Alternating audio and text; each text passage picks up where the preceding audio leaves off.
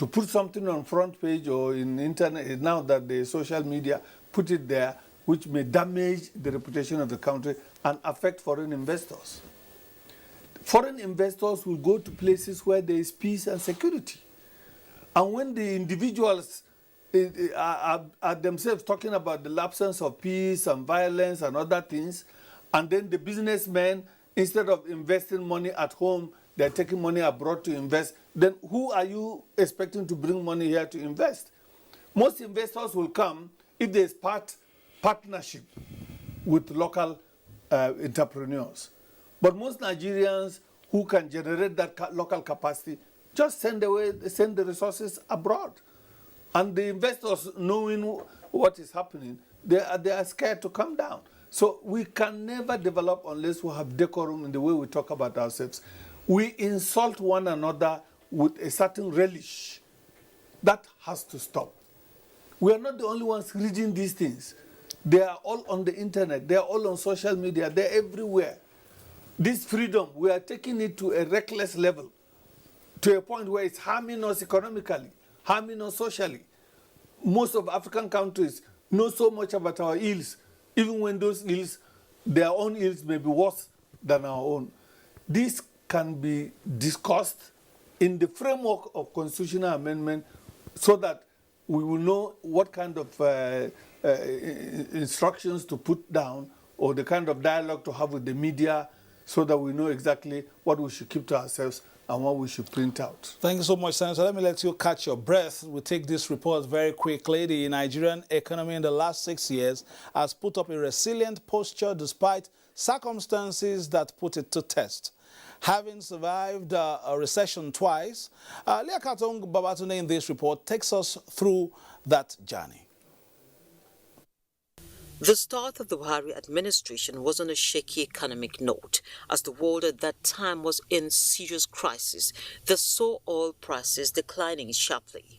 By 2016, Nigeria entered her first recession in decades owing to weak revenue generation. However, it was short-lived as Nigeria spent her way out of recession. Growth continued marginally, and just when all seemed set for an all-round improvement, coronavirus showed up late 2019 in Wuhan, China, and will change the world perhaps forever. The consequences were felt across the globe as productivity dropped, travels ceased, trade halted, offices shut down, the streets gradually went empty, and life moved virtual. The world went into a recession, and for Nigeria, it was the second in 5 years. The rebuilding process involved both fiscal and monetary authorities who kept churning out policies aimed at reflating the economy, widening the sources of income, creating jobs, and curbing inflation. Our target is to grow this economy to a 7% GDP in the next 5 years, and also to increase our revenue base, which was at 8% by 2019 to 15% over the next 5 years. Social incentives increased with some forbearance. The states also received moratoriums and credit lines from the federal government and the central bank. Public debt increased to meet the infrastructure deficit made more pronounced by the pandemic. Because of COVID, that same last year, we quickly had to rework the books. Not only because revenues dropped, but now you now suddenly realize you needed hospitals, you needed all kinds of facilities, you needed palliatives because of the lockdown, people were shut down. So your expenditure increased while your revenues dropped. Could we have said, no, we won't do anything? The need for more liquidity continues to be met. On the other hand, inflation has also been on a steady rise and only halted in April after 21 months. Nigeria exceeded recession in the fourth quarter of 2020, though marginally. It was a short-lived recession, and at the end of the first quarter of 2021, GDP numbers again inched up, this time by 0.51%. The slow pace of growth, pressure on the nation's reserves, increased borrowing, and slower than expected food output, along with some external factors, were responsible for the central bank's decision to hold rates at the last Monetary Policy Committee meeting, despite some downward movements in key statistics. On the output side, what should we be doing? Let us use our development finance tools to boost output by ensuring that liquidity and funding is made available at concessionary rates to employment generating and output stimulating sectors of the economy. The private sector has continued to be an integral part of the recovery journey, and channeling youth energies for productive ventures is a shared ideology with the government. As a country, we need to come together and agree that we really don't have any other country. I carry one passport. Most of us do. We have nowhere else to go. So we need to come together and ensure we build a country we're proud of. We also have a duty as private sector leaders that even despite the challenges, we have to find a structured way to support government policy. The COVID-19 economic response was worth 2.3 trillion naira through the Nigerian Economic Sustainability Program (NESP). The targeted credit facility by the central bank has just been increased to 400 billion naira from 300 billion naira. COVID relief support recently hit 25 billion naira as vaccines availability increases, while development partners have also continued to support the economy. The populations are growing of young people, and so we're looking for ways to have private sector climates that are inviting to new businesses and that allow job creation. Economic managers are optimistic the desired growth that is inclusive will be achieved in the near term. In Abuja, Leah Katung-Babatune, NTA News. Thank you, Leah. Talking about the performance of the economy in the past 6 years, I still have Modibo Ibrahim here, and I have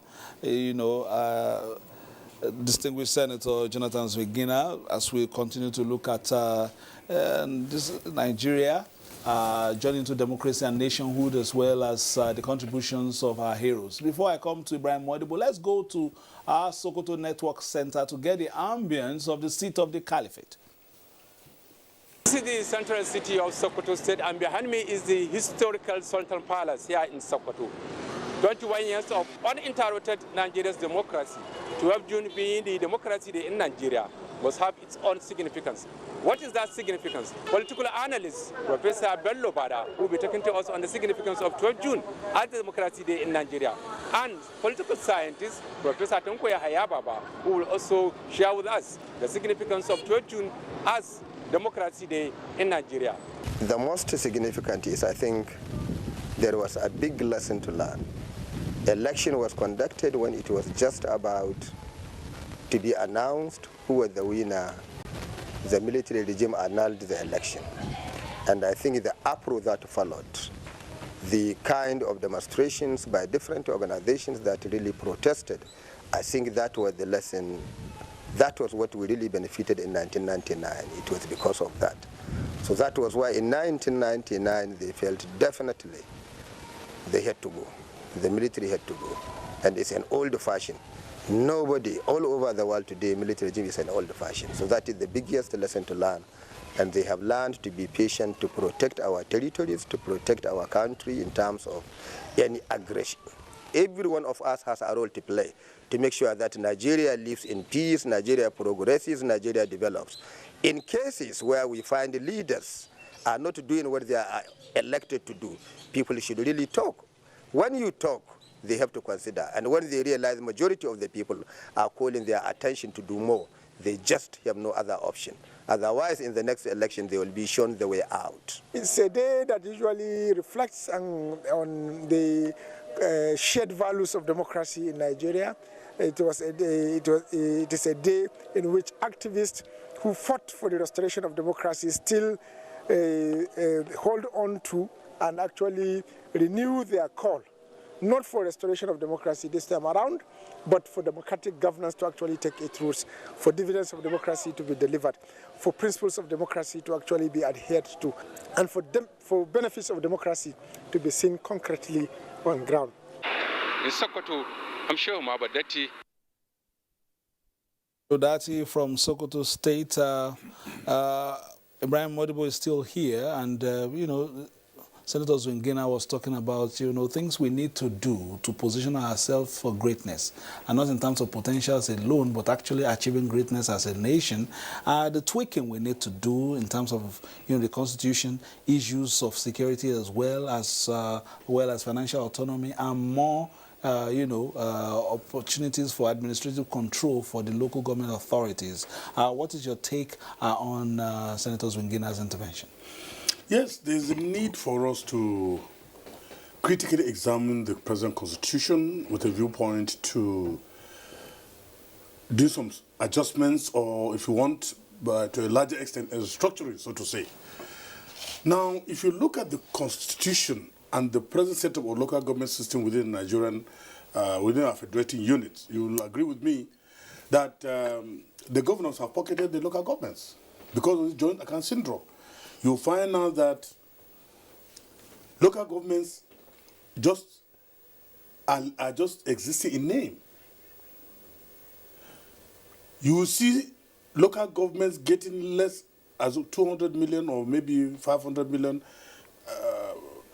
allocation during the FEC something. But at the end of the day, what do they get? They get 50 million or 20 million just to pay salaries, and that is all. How can crime and criminality be avoided or be stemmed without necessarily empowering the local? Because the local governments are the grassroots areas. If we have the local government level functioning very well, honestly and sincerely, there would have been no need for mass transition of our youths from the rural areas to either Lagos or Abuja or capital cities. But because of dysfunctionality of the local government system, to me, the state governments, by their nature of not allowing the local government function, is the greatest albatross to our constitutional democracy. With this joint account, honestly and sincerely, the governors have been shortchanging the local government system. They don't allow them to operate. They don't allow them to work. In those days when we were young, most senator knows the local government system better, like some of us, even when we were young, before them. You find the local government system employing teachers, working, doing road networks within the local government, constructing hospitals, doing schools, attending to schools, then getting even inspectors to be going to schools to monitor the performance profile of the teachers. But now, do they have the resources? No. Because the government have pocketed them. The governors will only give them pittance, and at the end of the day, the rest, they will just pocket it. And they will make it like security vote. So, there must be a purposeful and comprehensive level of thinking where there must be a review. Two, I want to believe, or I want to associate myself with the need for legislative autonomy, as well as the autonomy even for the judiciary.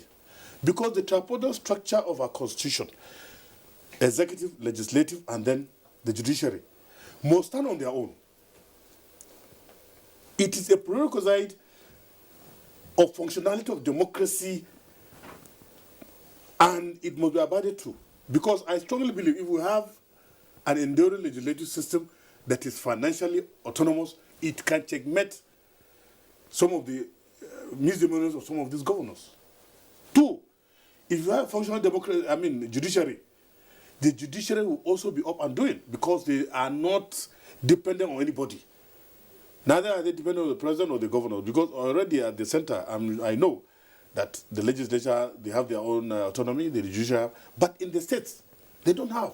That is why today, governors will meet, talk about security, talk about banning or unbanning, talk about all others, but they will never touch on local government autonomy. They won't touch on local government, autonomy, won't touch on judiciary, nor will they touch on legislative autonomy. And these are the dangers. We must, if we go to structure this, we must restructure this country in this line. Because the local governments have stated, they are the areas where all these young men and women that finish school and whatever are there. If we have development, if the local government is given autonomy, like the chairman will be giving out contracts, all this small this thing to the inhabitants of that district, and it will help in stemming this systemic failure in terms of security. Because most of these young men that are venturing into security today, you'll agree with me, Fisayo, that is because they don't have what to do. They don't have jobs. They don't have income. And an idle man, it is devil's workshop. You see, to me, the whole system that we've inherited up to the present, well, I mean, see it from the viewpoint of 1999 when this democracy came in, the system is moving from the sublime to the ridiculous, where mediocrity and iniquity rules. And therefore, there is the need for the government at the moment to step up the tempo and act to stem up this thing. That is why today I'm so happy. Mr. President, when he came in also on tripolar structure. He's going to fight corruption, tame insecurity, and fix the economy. And then by the surface, see that he opens the political space for mass participation, enthronement of constitutionalism and rule of law, and also seeing that the ballot box counts.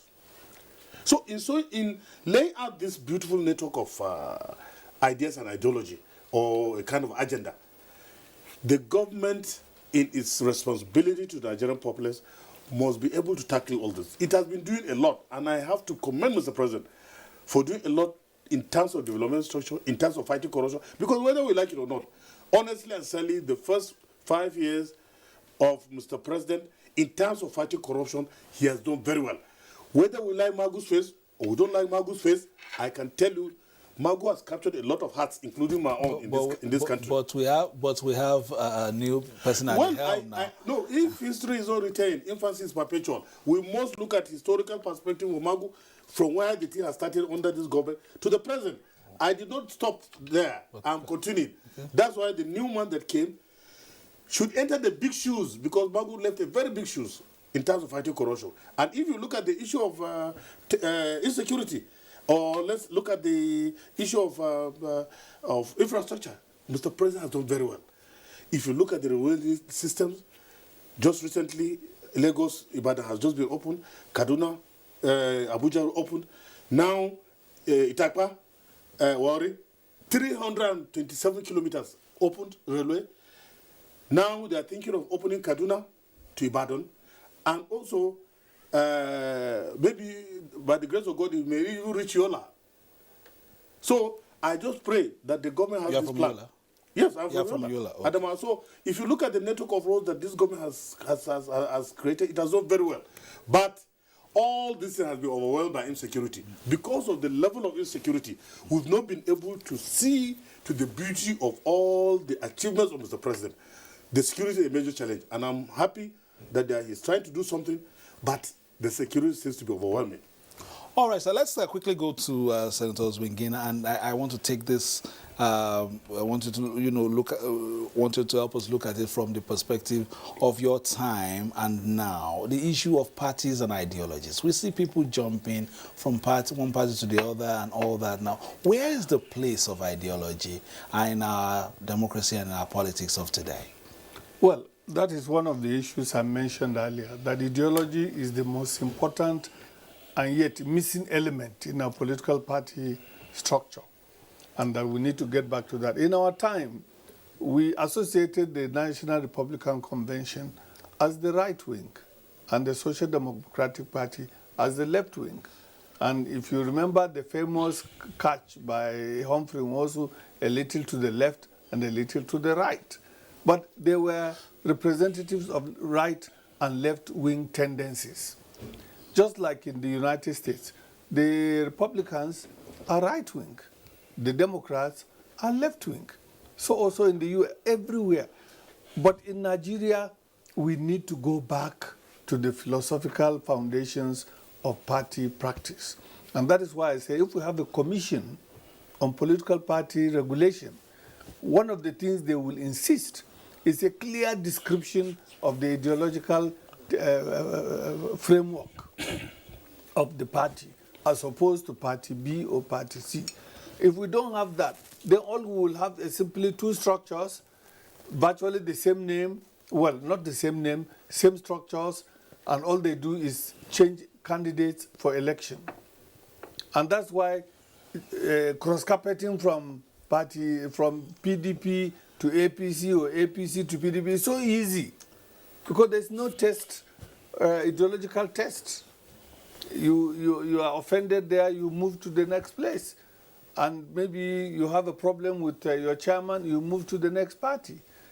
This is an area that we just have to work hard at it so that the electorate will have a reason to choose between the two parties.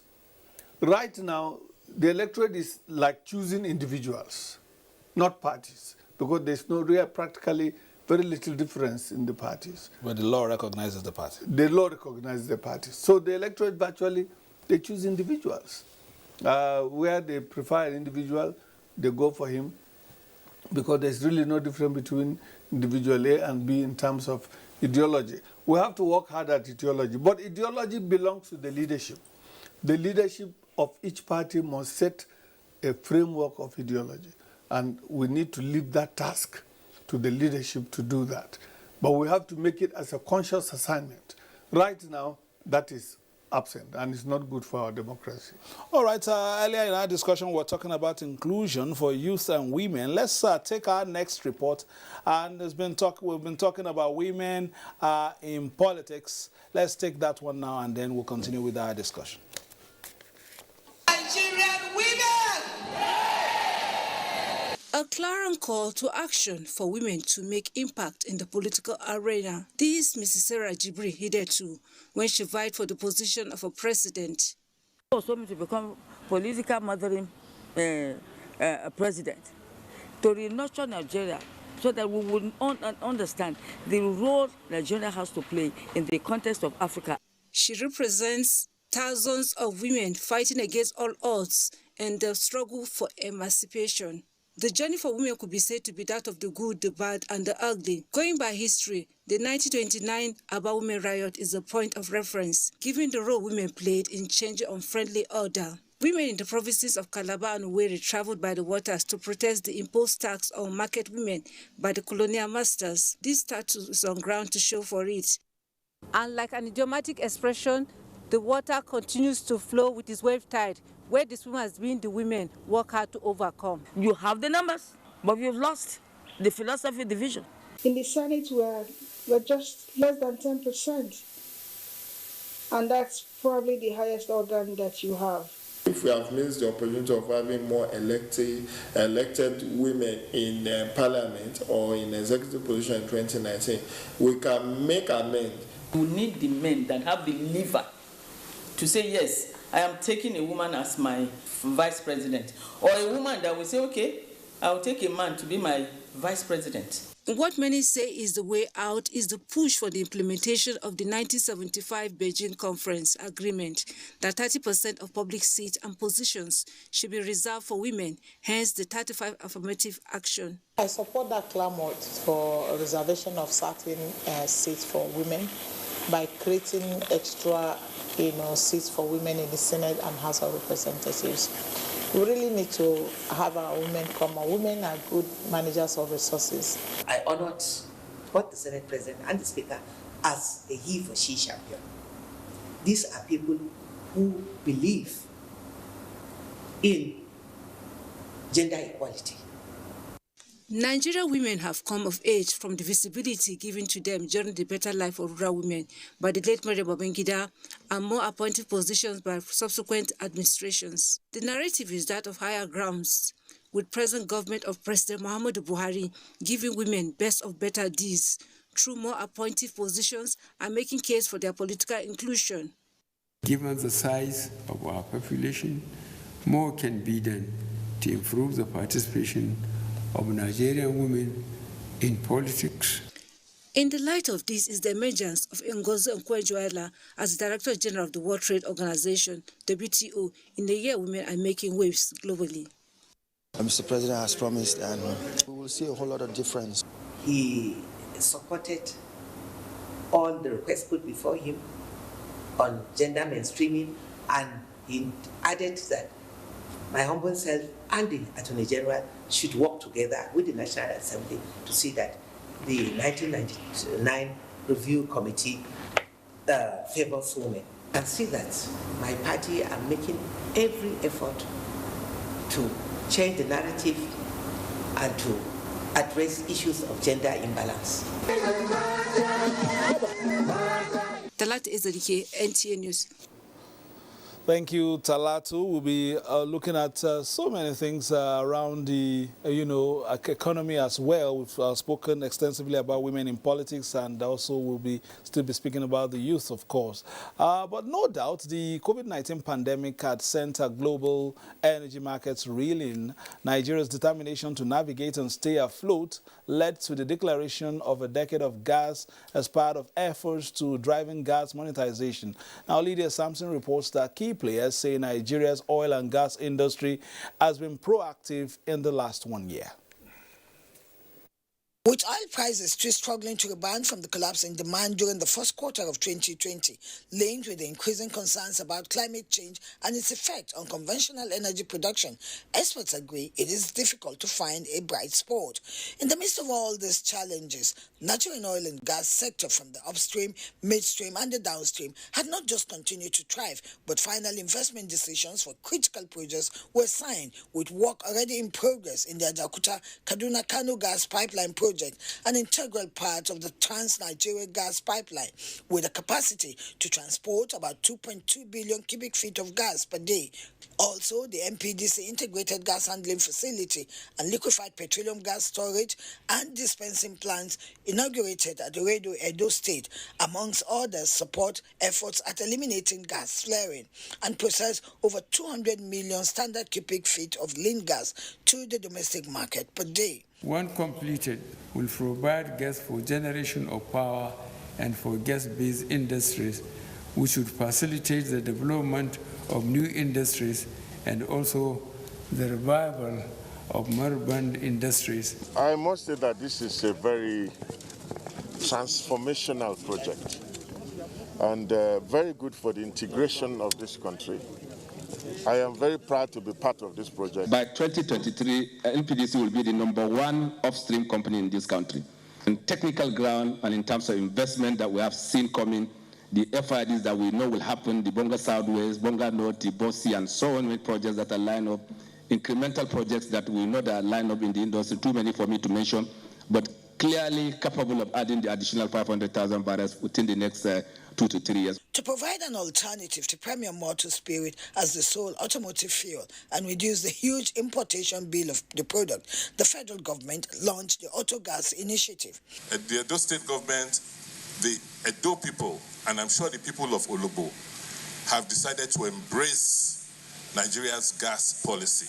It's a technical kick-off meeting, and what that means is that it signifies the start of the project, and we'll be having what they call progress report. We want them to be partners in this project, and you can do this partnership in various ways.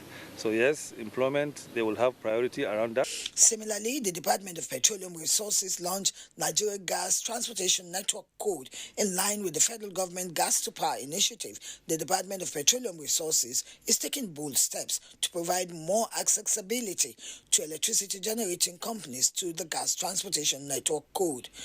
So this is a tremendous progress, and it is going to help the country in so many ways. It will also going to help us as transporters because it will reduce our cost of operation.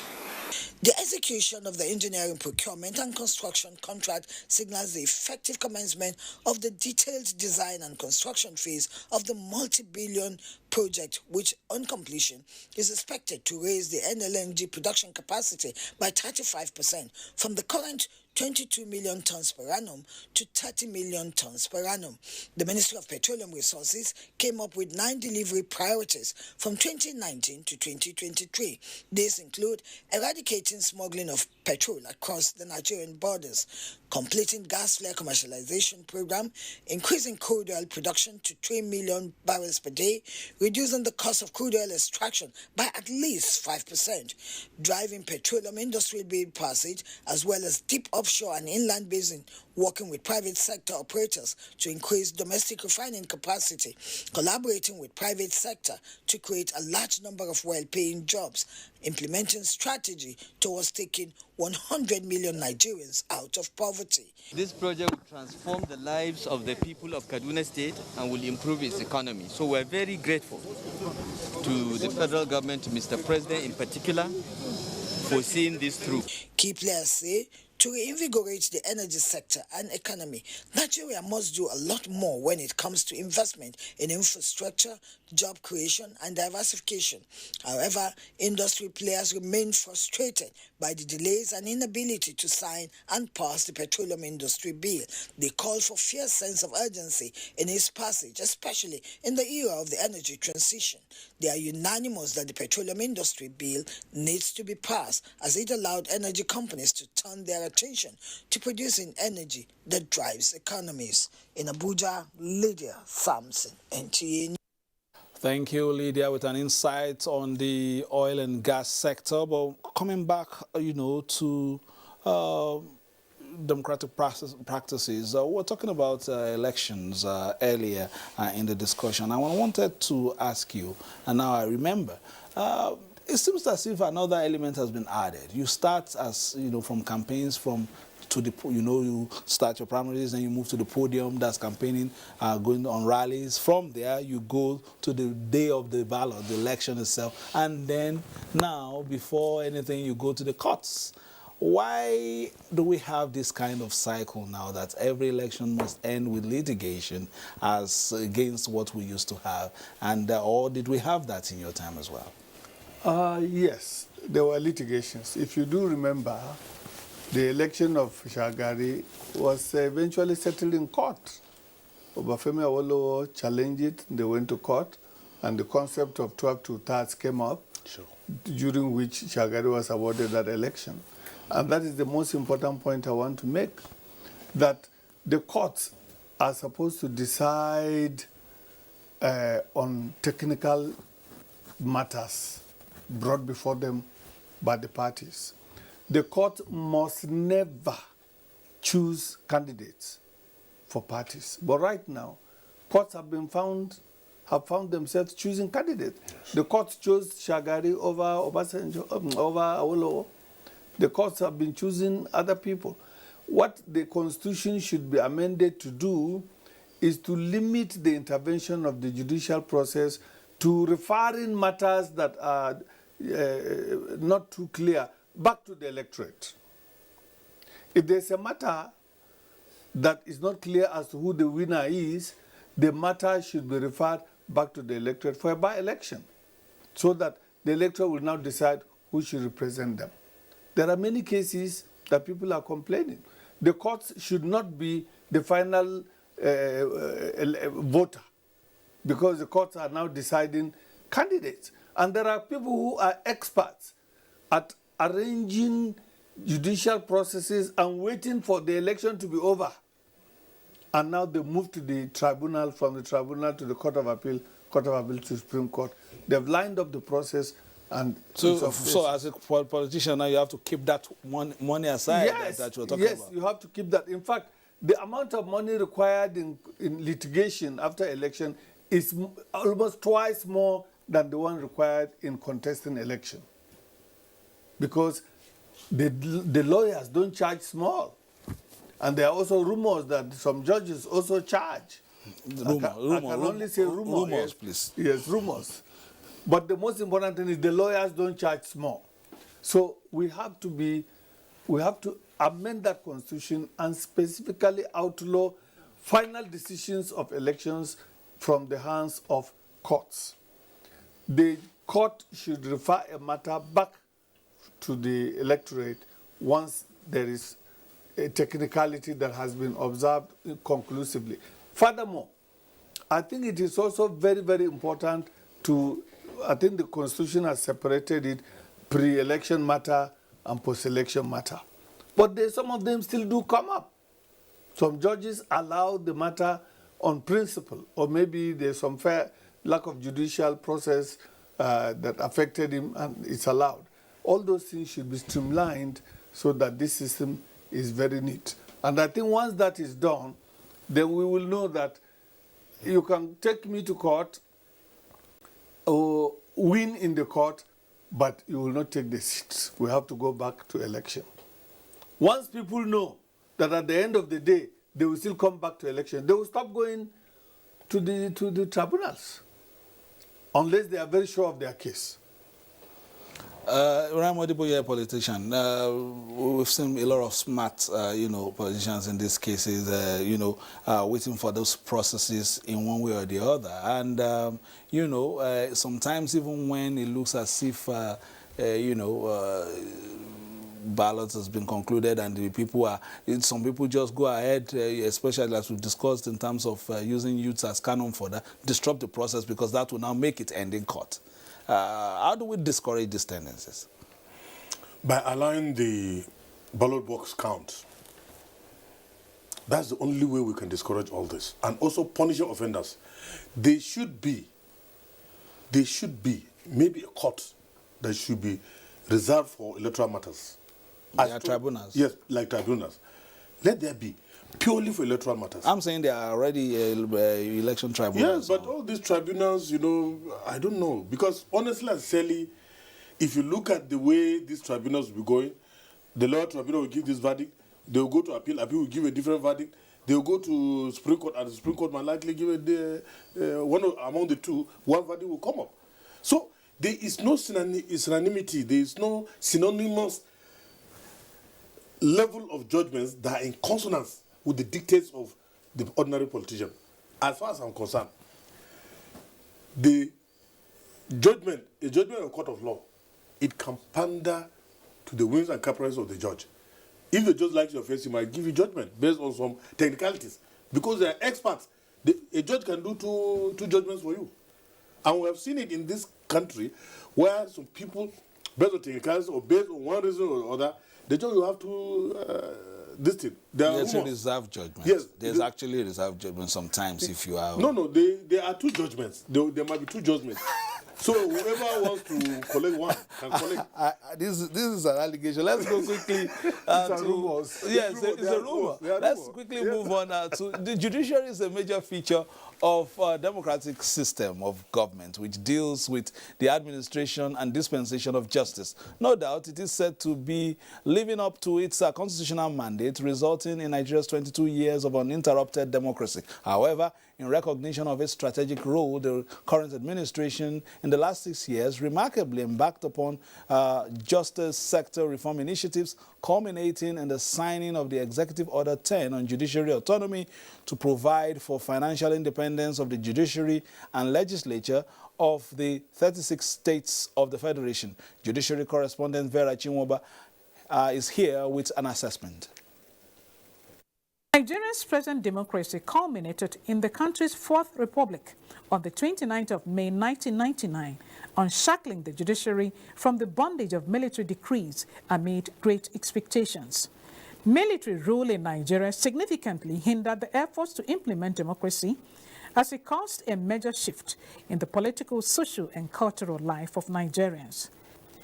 Legal experts opine that judiciary has remarkably strengthened democracy, especially with election as an essential ingredient of democratic process. That the judiciary has done its very, very best, especially at the apex court level, where the Supreme Court struck down 84 mushroom political parties. The Supreme Court opened up the frontiers of the right of NGOs to pursue fundamental rights.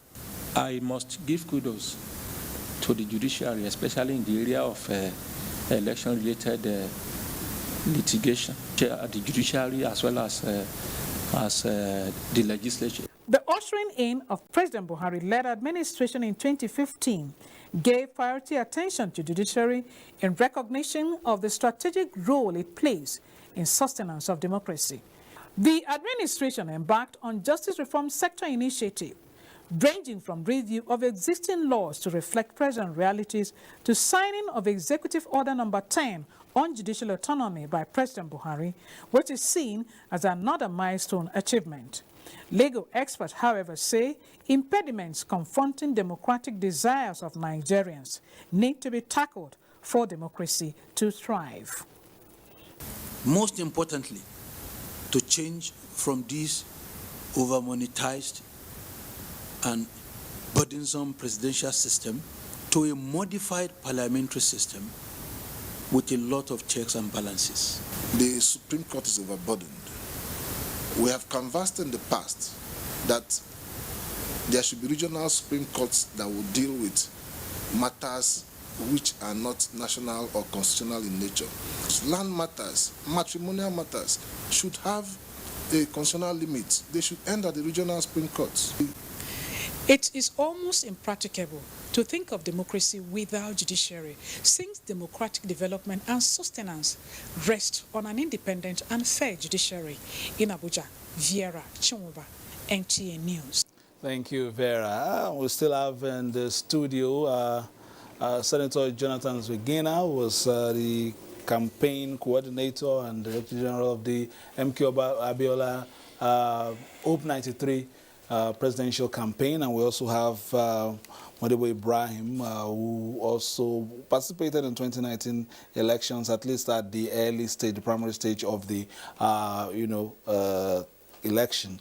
Looking at the climate generally and the politicians we have working with the premise of senators' experiences from '93, the strategy at the moment, how much of it has helped to, put us together as a nation, as a people? We've had calls in the course of elections to call, contestants together to sign peace accords, parties sign peace accords, people being warned on rhetorics that may be so divisive in nature, and some even bordering on, serious ethnocentric comments.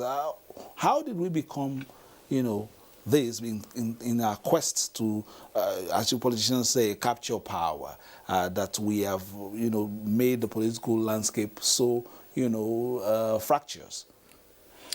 You see, in the days gone by, especially during the 1993 elections, or maybe it's going down to 79, during Shagari era, politics was modeled on the premise of rhetoric and addressing issues. You take to the doorsteps of the masses issues, contentious issues. You talk based on authority, based on your program of action. Very flamboyant politicians, well refined, sound, and also people that have been very close to the masses. You see, they look at issues from the viewpoint of politicking, which has to do with oratory. But now we look at democracy from viewpoint of the barrel of the box rather than the ballot of the box. Most people... Explain. Well, these days, some people believe in using the gun to snatch the ballot box and declare elections. There are so many people under the purview of this recent democracy that will just go and sit under trees and write figures and just go and announce. Or they will send talks when the election is going and they know that they will not win in at that political union. They will go and just disrupt the whole scenario. So they believe using the gun rather than the ballot of the box. Now, signing of this accord, since I started practicing as a journalist post-graduation after I finished my university, maybe 85, 86, most of the elections that came that I participated as a journalist, honestly, the issue of all these signings of memorandum of understanding so that there will be no, it was not there. Peace accord. It was not there. This one is a recent event. During the Abiola period, the powerful DGs here, you can attest to it, that the manifestos and the beauty of campaigns lied in the ability to tell the public what you have to sell to them as a program of action. There wasn't this, I agreed, there were pockets of violence here and there, but it's not as monumental as we have at the moment. And therefore, looking at the whole political system from whatever angle we look at it, from every parameter of democratic practice, I think the issue of violence, which seems to command a lot of attention in some of these political activities these days, is something to lament about. I just hope and pray that we'll have politics that is devoid of killings, there's devoid of maimings, there's devoid of using the gun. At a point, there was an order, I could remember within this democratic setup, that the police should shoot anyone that they see around the ballot box and this thing. But then, the police will be handicapped. You cannot, if people come about 10,000 or 5,000 to come and overwhelm the police are only holding batons.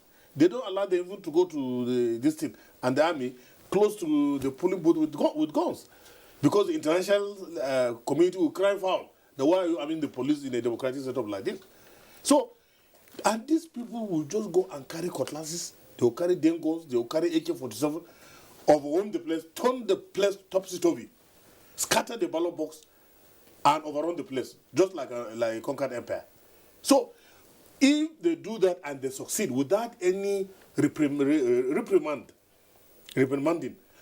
to this electoral fraud, that is the only thing that will continuously lead to our problems in the electoral system. But once it's checkmated, if we have a court that can dispense justice, and also all these people, like the civil servant said, if anybody is caught, let him be punished.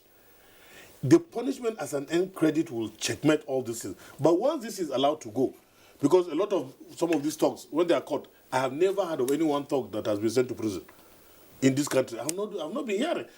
Once they are caught, the godfathers and this thing, by evening they will just go through the back door, go to the police station, and then they release them. So we cannot continue like this. Things cannot be business as usual. I thank you.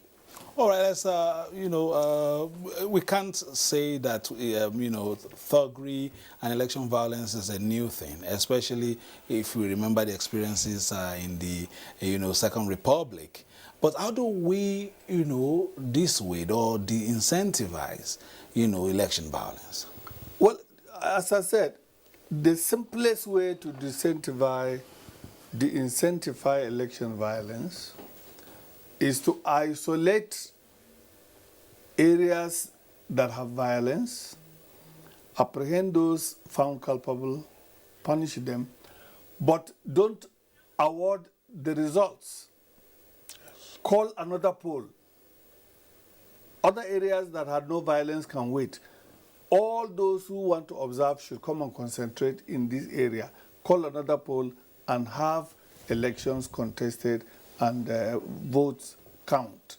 Once the votes count and the legitimate winner wins, tomorrow, anybody who wants to create violence will know that by disrupting a ballot box, it just postpones the announcement of the winner. It doesn't stop the electoral process. Because what they now gamble on is that if we go and snatch the ballot box or disrupt the process, then it is cancelled. Sure. And the balance of votes go to the winner, most likely the person who disrupted. But if you refuse to allow that, it is not cancelled. It is held in abeyance. After the elections, you come back there and conduct that election, and the winner is declared. Once the person or a party knows that no matter what I do, election will still take place, most likely under saner circumstance, they will stop. And whoever is arrested, jail. That's why I said there should be a commission, a political party commission. This is one of the things the commission should specify. The penalties for disrupting election, snatching ballot box, they should all be part of the crimes under the commission on registration and operation of political parties. All right, what will be, let me stay with, Senator, what is your take on electronic voting? On what? Electronic voting. Electronic voting, yes, electronic voting is very necessary, but electronic voting has to be done carefully. Electronic voting has to be done where the electorate, the people, the politicians have confidence in the electronic system. Because electronic systems have been used in some areas in such a manner that not everybody is confident about the process. And so it should be done, but there is still need for manual registration, because with electronic voting you can't go to court and challenge some results because they've all been done electronically. With electronic voting, a wizard, a party can go and hire one electronic wizard somewhere and transmit the results on the dashboard, and then you'll be left arguing it in court. Don't forget, even the United States, the elections that were conducted, they had some manual component. So we cannot just completely go electronic. And they're still contesting for interference. Oh yes. We still have to allow a manual component that people can see and go to court if they are not satisfied. This electronic thing, while it is good, now the other thing we need to do is to go and learn from India. I don't know why we are so scared of learning from India. They are very large in number, larger than us. They are more, their variety is much varied than ours. And so there's so much to learn. And they engage in electronic voting, but their system is such that everybody knows what the electronic system is going to develop. So we need to study the system, practice it. But until then, we must be able to use the manual voting to be sure that people understand that electronic thing. So we need to do it face by face. We should use electronic voting for some local government elections to start training the system. We should also use electronic voting for by-elections. So all the mistakes that can be made should be corrected in local government elections and also by-elections. Then after that, we can now introduce electronic voting at all other levels. But we have to do it when there is full confidence in it. All right, let's take another sectoral report. Achieving federal government's vision of 30 gigawatts with 30% renewable energy mix in the power sector by the year 2030 is gradually being implemented in the last 6 years of the Buhari administration. Joshua Ojito takes a look at interventions at meeting the target for reliable and adequate power supply for all. Nigeria's quest for reliable and adequate power supply continues in the last 6 years with interventions across the generation, transmission and distribution value chain. 2 hydro dams of Kashimbila and Dadinkowa completed, with Zungeru nearing completion to deliver additional megawatts to the national grid, as 22 substations have been constructed under the National Integrated Power Project to boost electricity supply. There have been a lot of improvement and value that has been added to the power sector, particularly the generation, the upstream, the Big 10 generation, and a lot of improvement vis-a-vis transmission. Talking about the customer satisfaction, yes, there is still a lot of room for improvement. Like you know, the issue of tariff too is one area that has been of concern to the end users. Interventions through renewable energy powered hundreds of rural communities in the last 6 years, with 5 million additional homes to be energized under the Economic Sustainability Plan. It's very important for us with the enjoyment well. We have street light, and that street light is very bright. So when renewable energy is taken up, you'll find that you can have off-grid, gated energy supply. This government is doing very well. The challenge of estimated billing and loss of revenue, federal government says, is being addressed with the launch of National Mass Metering Program to deliver 6 million meters to electricity customers in the first phase. We have now improved our collection, we have improved our remittance. The discos have now improved their remittance by 63%, because by the month of January we had the collection of up to 65 billion, which is a very, very significant improvement. This government too has actually done a lot to have actually encouraged local manufacturers, because with the National Mass Metering Program, the first phase of it is very clear that there must be all meter manufacturers and there must be people who has the meters here already in Nigeria. So in the couple of times to come, definitely we're going to have more meters injected into the system that are credible. When I say credible, credible in the sense that they have been tested and certified by NEMSA. Also, obsolete transmission infrastructure are to be upgraded with a recent approval of 6.2 billion naira by the Federal Executive Council, while federal government Siemens deal is another game changer which industry players believe will end frequent cases of grid collapse. Before the end of this administration, you will have a sustainable, reliable electricity 24/7. With more funds being expended in the sector, Nigerians are hopeful that it will translate to longer hours of electricity supply. In Abuja, Joshua Ojito, NTA News. Thank you very much, Joshua Ojito, with that evaluation of the power sector. I still have Ibrahim Modibo right here as we make the home run on the program for the conclusion of the first part of today's celebration and commemoration of Democracy Day. Looking at it, you know, since independence till now, in your evaluation and your analysis, are we maturing, and where do we need to strengthen our democratic institutions so that the trajectory of, statecraft and even deliverables will now, be further sustained and perhaps even improved upon? Well, one of the joys I have is that under the current administration, or Nigeria as it is today, the issue of military takeover is over. It is no longer fashionable to have military dictatorship or to have bigglers announcing the arrival of one emperor or one as a leader of this country. Now, it's left to us as Democrats, it's left to us as politicians to see to the possibilities of putting democracy on its right footing. We can only do that through non-violence and also through allowing the dictates of the ballot paper to count. Democracy is all about the government of the people, for the people, and by the people. Therefore, the votes of the people must count.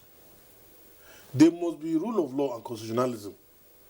And we are also supposed to see that the political space is open, wide open for mass participation.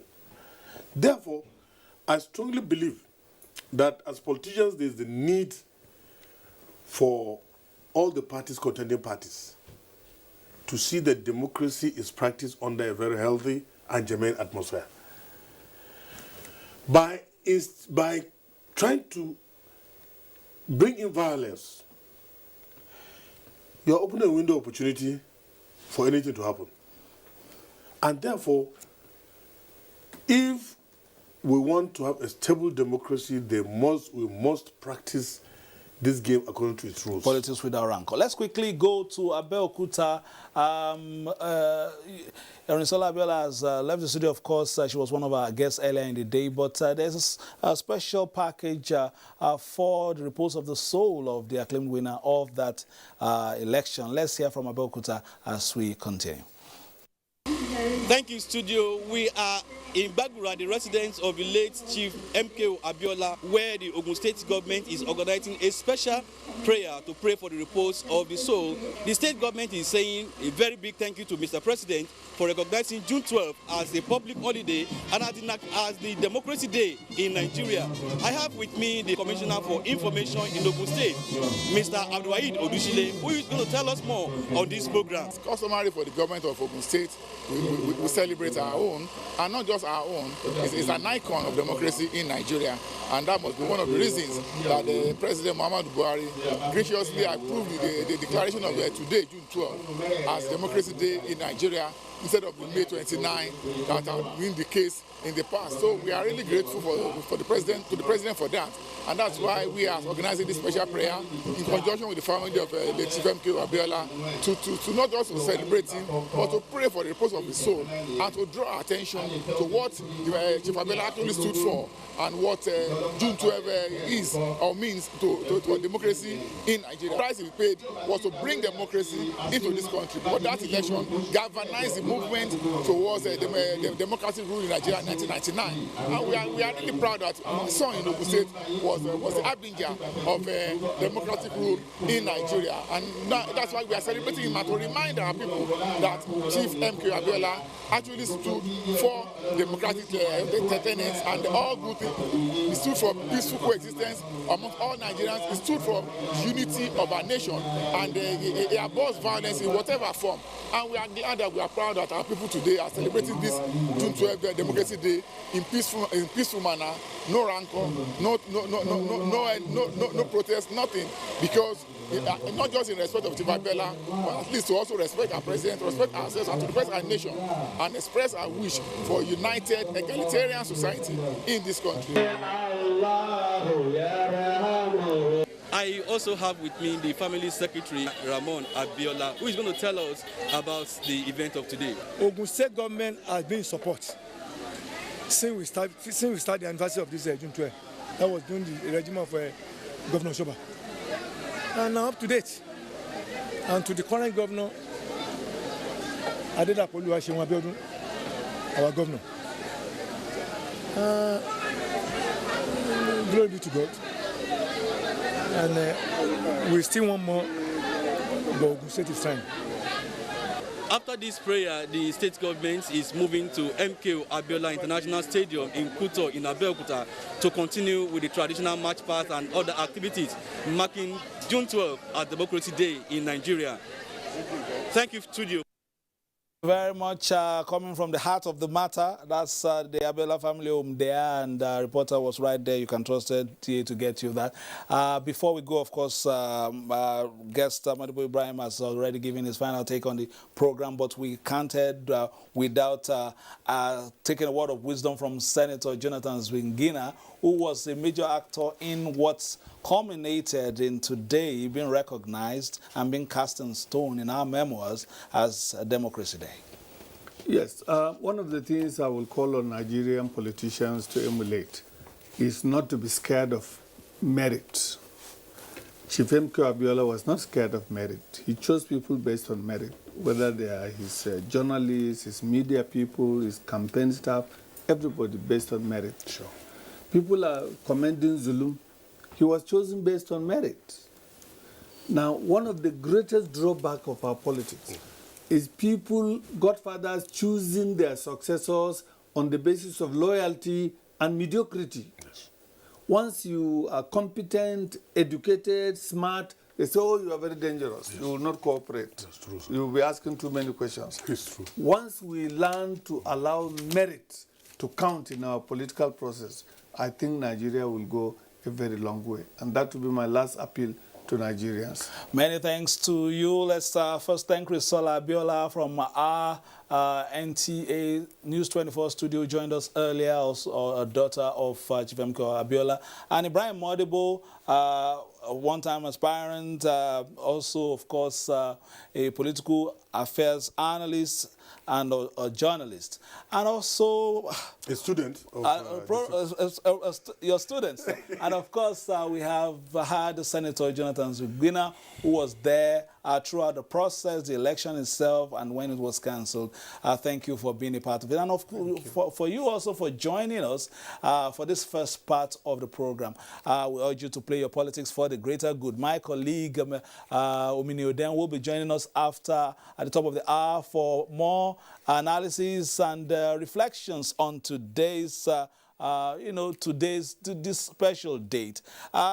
Also, we have lined up, of course, some reports for you before Mini comes in, and that is a special report on the automobile industry, under trade and investment, as well as examination bodies under the Ministry of Education in this dispensation. Thank you for being a part of it. Enjoy watching the network service of the Nigerian Television Authority, where we give you the very best of news, reviews, previews, and interviews. Omini Oden will be joining you right after the top of the hour.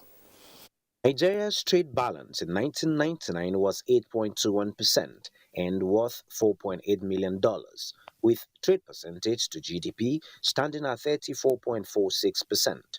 In 2019, Nigeria's estimated trade surplus amounted to about $7.27 billion, with China enjoying 28% of Nigeria's imports.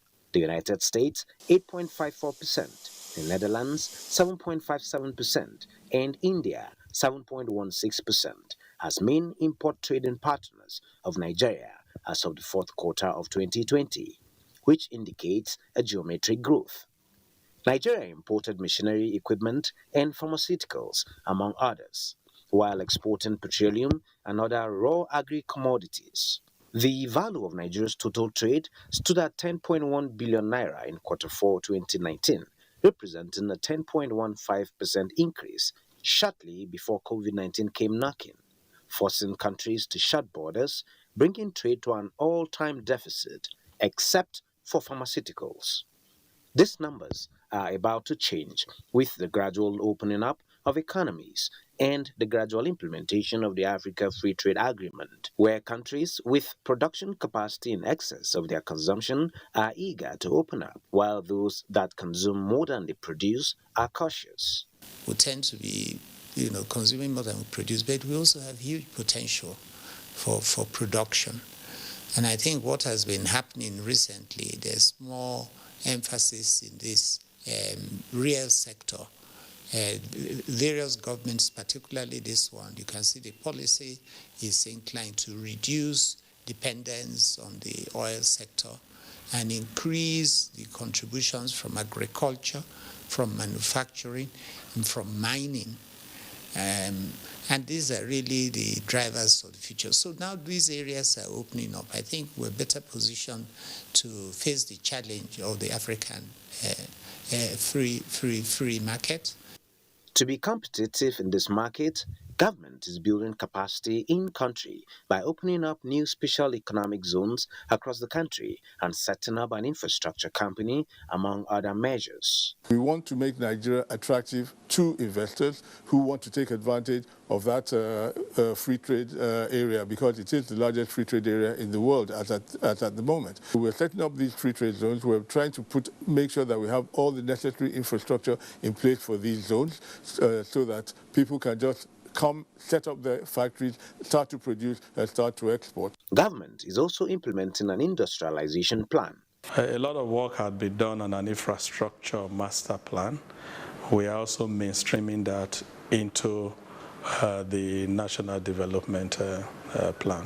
We're doing everything to ensure that the Central Bank of Nigeria is able to fund all legitimate domestic import obligations of people who need foreign exchange. Nigeria did not escape the global COVID-19 induced recession as the economy recorded negative growth in second and third quarter of 2020, but climbed out in the fourth quarter with a 0.11% growth and further advanced with a 0.51% in the first quarter of 2021, where trade contributes 15.61%, the highest after agriculture, to further propel economic recovery and growth. Revenues are down, expenditures are up, and debt is high. With the IMF and World Bank putting restrictions on borrowing, the federal government is looking for other means of raising capital to build better infrastructure for trade to thrive. What we need, probably more than anything else now, are investments, foreign investments, and access to capital, to financial capital. We are talking about capital importation. What do we do to encourage the importation of capital? So who are in our target list? Which countries should we focus on? And what is the destination? Total is part of the bigger picture in our country in terms of oil and gas exploration and production, and definitely all the reforms that are going on, which is essentially to introduce more transparency into our business, create a more robust fiscal environment for our country, make it more competitive, and become the destination of choice for investors. And obviously, Total is seeing this opportunity, and that's why they are confirming that they are going to stay with us, they are going to invest in our country, and we're happy to see them do that. Vaccinating millions of people around the globe, coupled with economies opening up, the volume of trade and investment is having a ripple effect on the global economy.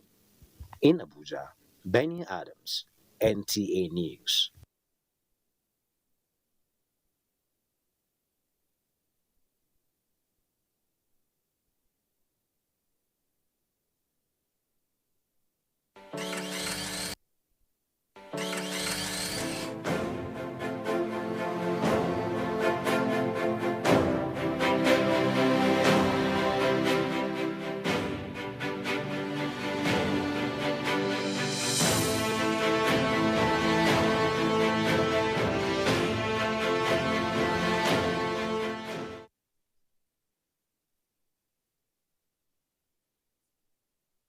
Peugeot 404 pickup trucks.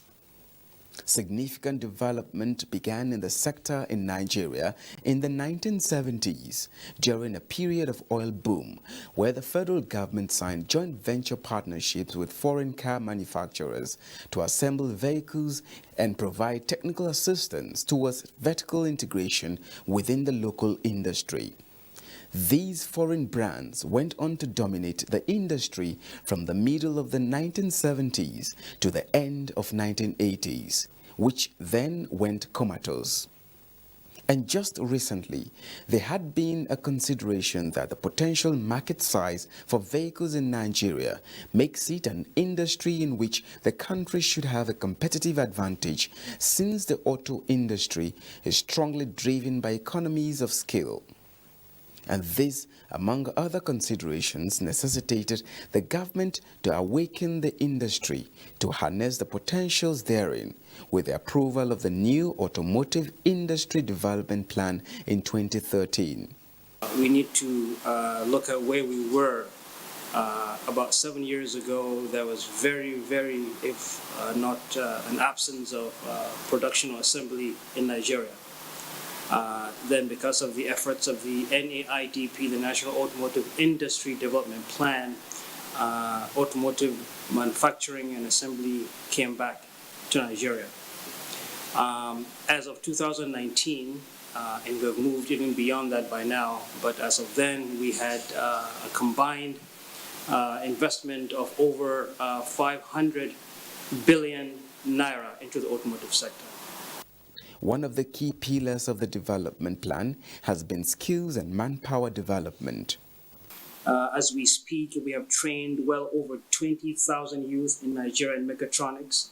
So this means 20,000 people have been empowered to add more value to their lives, to their families, and to their communities. In addition to that, we have completed the civil works of 6 automotive training centers, one in each geopolitical zone, to get that national spread.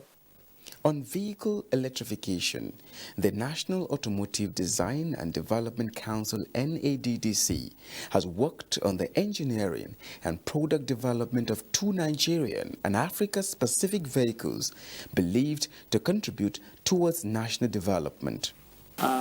These vehicles would be powered by new types of energy, renewable energy sources. They'll also leverage on the National Gas Expansion Program. As you're aware, one of our stakeholders, Hyundai Nigeria, just recently launched a 100% electric vehicle.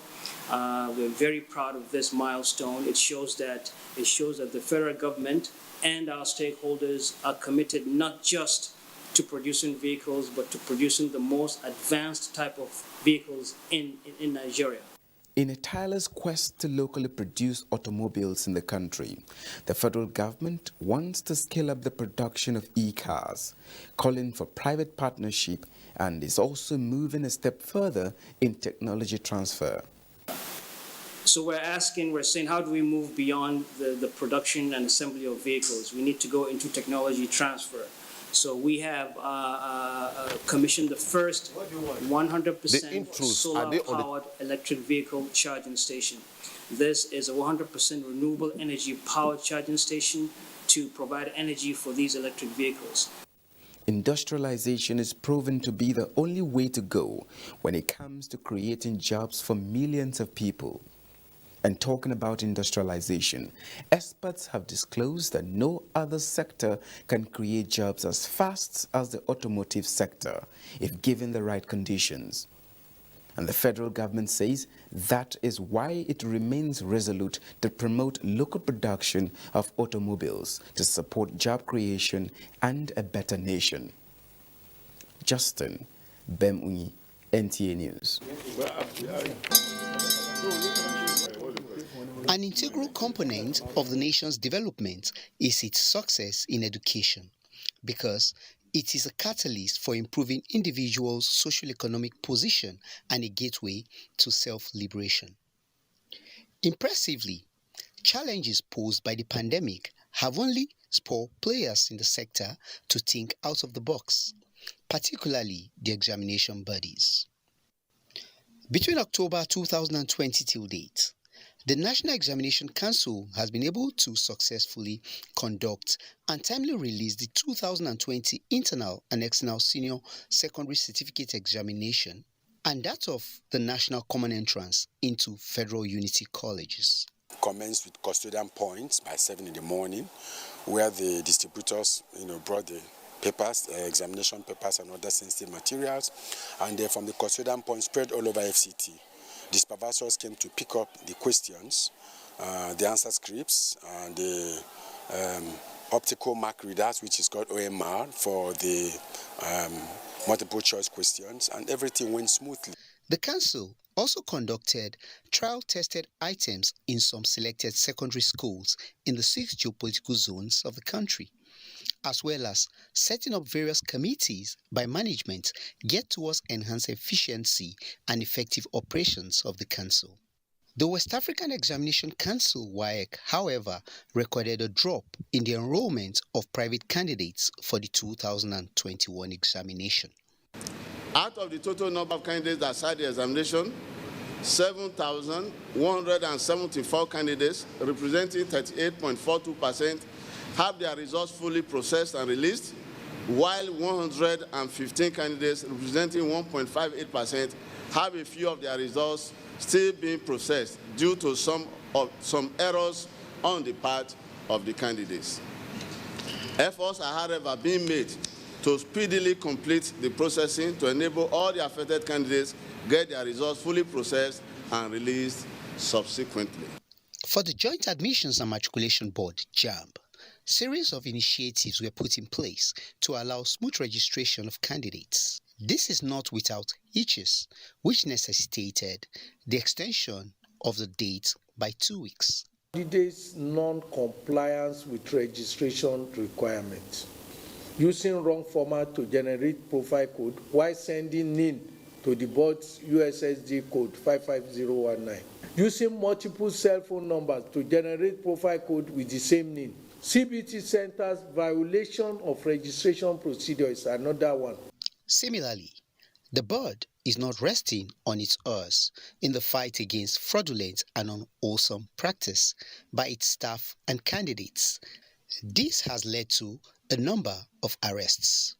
How did you come that you changed the name of Ayinde Olayinka Abdulhakeem to your own name, and you collected 254,640, and you also collect 349,000. Since education is seen as an instrument for national development, the challenges posed by the pandemic to the examination bodies is rather a blessing, as they were able to achieve their vision in an ICT-driven exercise.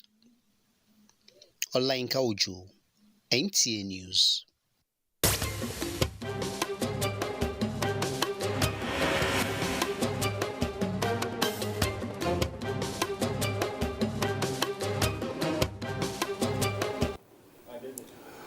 Good to have you still there on the special edition of Democracy Day 2021.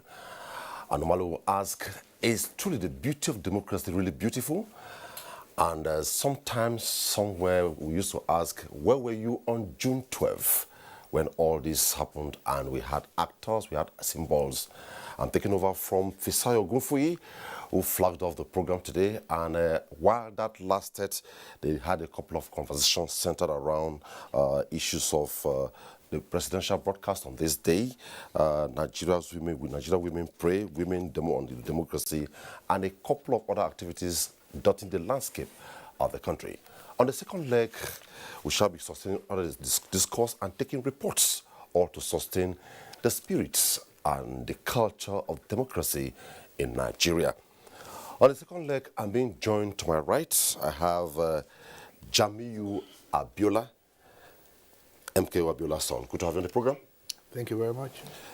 Also joining me on this segment for the program, I have Professor Abiodun Adeniyi of the Bayes University. Welcome to Democracy Day 2021. My pleasure. Thanks for having me. Also on the segment, we have Timipre Allison, Head of Programs, Center for Democracy and Development. Good to see you on the program. Thank you very much. My pleasure. Thanks for having me. Also on the segment, we have Timipre Allison, Head of Programs, Center for Democracy and Development. Good to see you on the program. Thank you very much. so much for having me.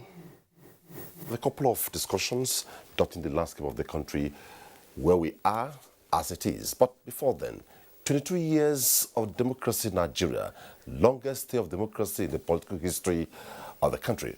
But does this duration reflect the expected maturity?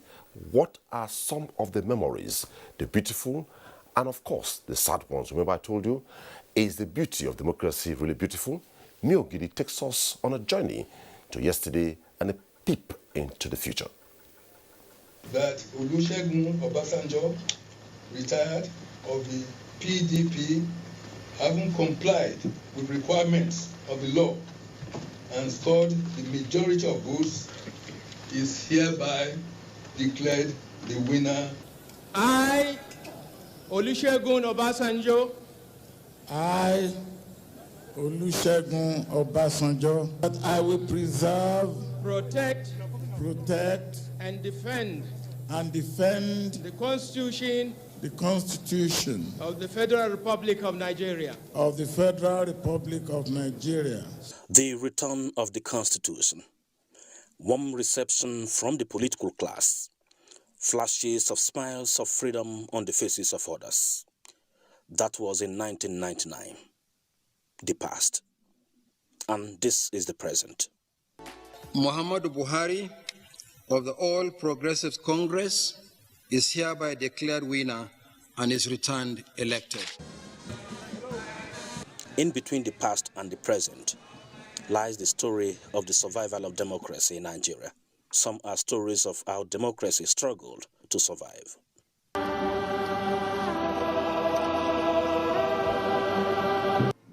The death of a sitting president, Umaru Musa Yar'Adua, in 2010, bringing into the picture the doctrine of necessity, was a major point. The APC taking over power from PDP was landmark. Pleasure to hand over this also to you. And of course, major Supreme Court judgments dislodging incumbent governors and supplanting opposition party candidates were really defining moments. If political parties can put their acts together and follow their constitutions and guidelines, the Electoral Act and the Constitution, which is the baba of them all. You see, I have always believed that democracy will take minimum of 25 years from 1999 before we can really get to something like a level that we can be sure that the future is promising.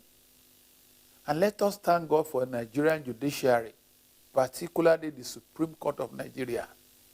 If not for the Supreme Court of Nigeria, this democracy would have been a forgotten thing. It was part of the history. Victory for democracy. But the plural nature of Nigeria promotes identity politics. Then more deep-rooted is electoral violence. Of course, these put democracy in somewhat reverse gear. I think at the heart of electoral violence is politicians failing to play by the rules and weaponizing poverty and using violence to get power at all costs. Until politicians don't come to elections as an opportunity for settling inter-elite wars, we're not going to end this. You can deploy technology, but don't forget, the Nigerian politician would explore ways to undermine that technology, and we would end up with computer-generated leaders. We must try to improve on the practice of democracy in Nigeria, which, of course, presupposes that we will put in place good governance. And good governance will include justice. It will include inclusiveness. It will include equity, fairness, and all that. The concept of inconclusive election is a favorite child of democracy lately. A scaring signal or promising one? Rerun or inconclusive elections are only marks to show that, yes, there were real contests in those elections. So why should we be afraid of real contests? Since after the 2019 general elections, democracy is demoralized, as it were. INEC, the only midwife and last lifeline of democracy, is under attack from yet-to-be-identified gunmen.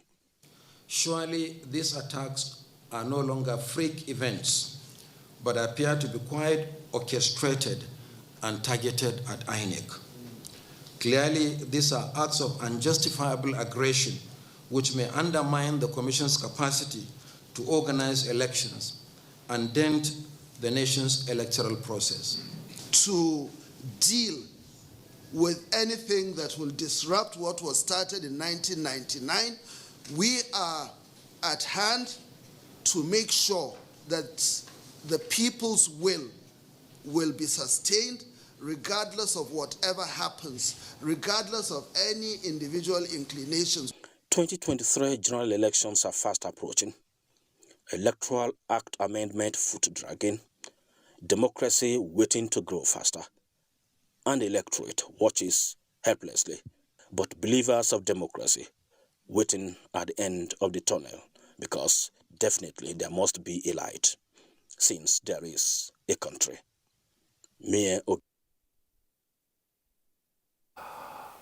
Our next report takes us to the heartbeat of democracy, that is the legislature. And recession and COVID-19 pandemic are two major challenges that push the wind against the agendas of most institutions of government in Nigeria. The Senate was not spared as it adjusted and readjusted its programs and approach. 2 years after its inauguration, Ignatius Nko takes a look at the high and low points of the 9th Senate in the face of the peculiarities of the time. The return of Nigeria's annual budget to January-December cycle, amendment of the Deep Offshore Bill, and the passage of the Finance Bill 2019, which amended Nigeria's 7 tax laws, are some of the landmark achievements of the 9th Senate in the last 2 years. These were not coincidence. They were products of decisive decisions propelled by nationalism and concerted efforts. It all started on the 11th of June 2019, when the 9th Senate took off on its legislative voyage with Ahmed Lawan, an experienced legislator, as captain. Faced with quite a number of hurdles, the 9th Senate took a resolution embedded in its legislative agenda. As a new legislative assembly, there were areas yearning for reforms. Prominent among them are changes in budget process, prompt consideration of bills, conclusive investigative process, and most importantly, the reconstruction of legislative-executive relationship, as well as transparency in legislative budgeting. Within months, the legislative chamber in unison had redesigned the pattern of relationship that existed between the 8th Senate and the executive, giving way to more cordiality, and confirmed more than 70 presidential appointments within the first year. All we try to do is to bring about good governance. All we try to achieve is to make life meaningful for Nigerians. That's why we're here. The improved connection soon manifested in the degree and number of legislative output from the Red Chamber. Nigerians began to witness unhindered and prompt passage of laws and parliamentary resolutions. 14 bills were passed in its first 12 months of inauguration, including major economic bills such as the Deep Offshore Amendment Bill, which expanded Nigeria's oil revenue, Finance Bill 2019 that restructured Nigeria's tax base and removed agricultural and some pharmaceuticals from taxation, and the Public Procurement Act amendment bills aimed at reducing delay in the process. We have changed the budget cycle in this country. Our calendar year has been originally that way, and there's need for us to, finish up a year and start off afresh. We know that January is the beginning and then December is the end. 11 June 2021 marks the second year of the 9th Senate, a year of pandemic. Parliamentary resolutions were characterized by COVID-19 sensitivity. This led to the reconsideration of the 2020 budget and approval of 500 billion naira for the fight against the pandemic. The Senate, at the time, had to call off its recess to give immediate attention to COVID-19 interventions. This country had only 2 laboratories that can test COVID-19.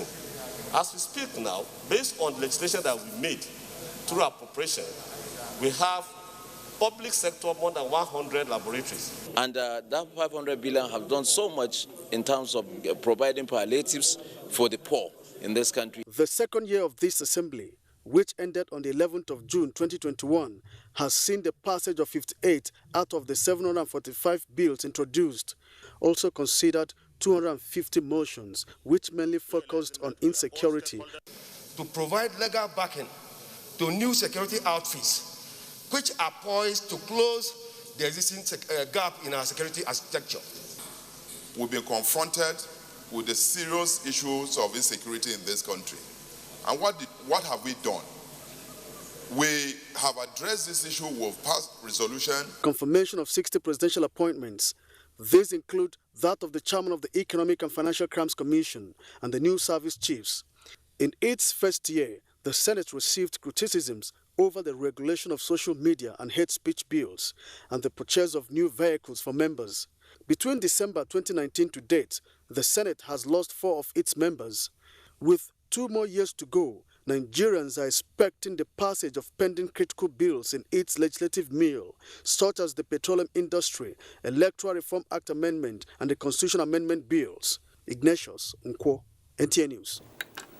Still from the legislature, it is now 2 years since the inauguration of the largest gathering of representative democracy in Nigeria.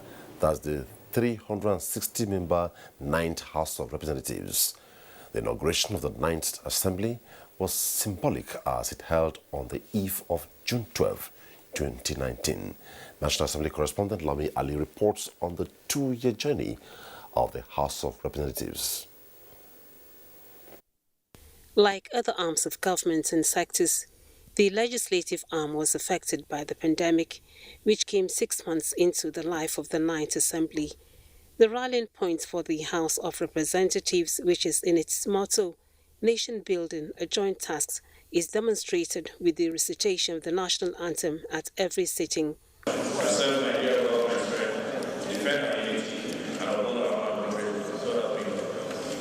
Midway into the 4-year voyage, it has set a record.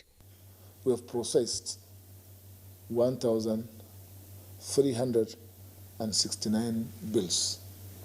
We have passed at third reading 83 bills. The passage of the police reform bill and the police trust fund bill is also an achievement for which the 9th House of Representatives and indeed the 9th National Assembly deserve a pat on the back, because these are bills that goes to the root of having a policing system in Nigeria that will take care of our policing needs.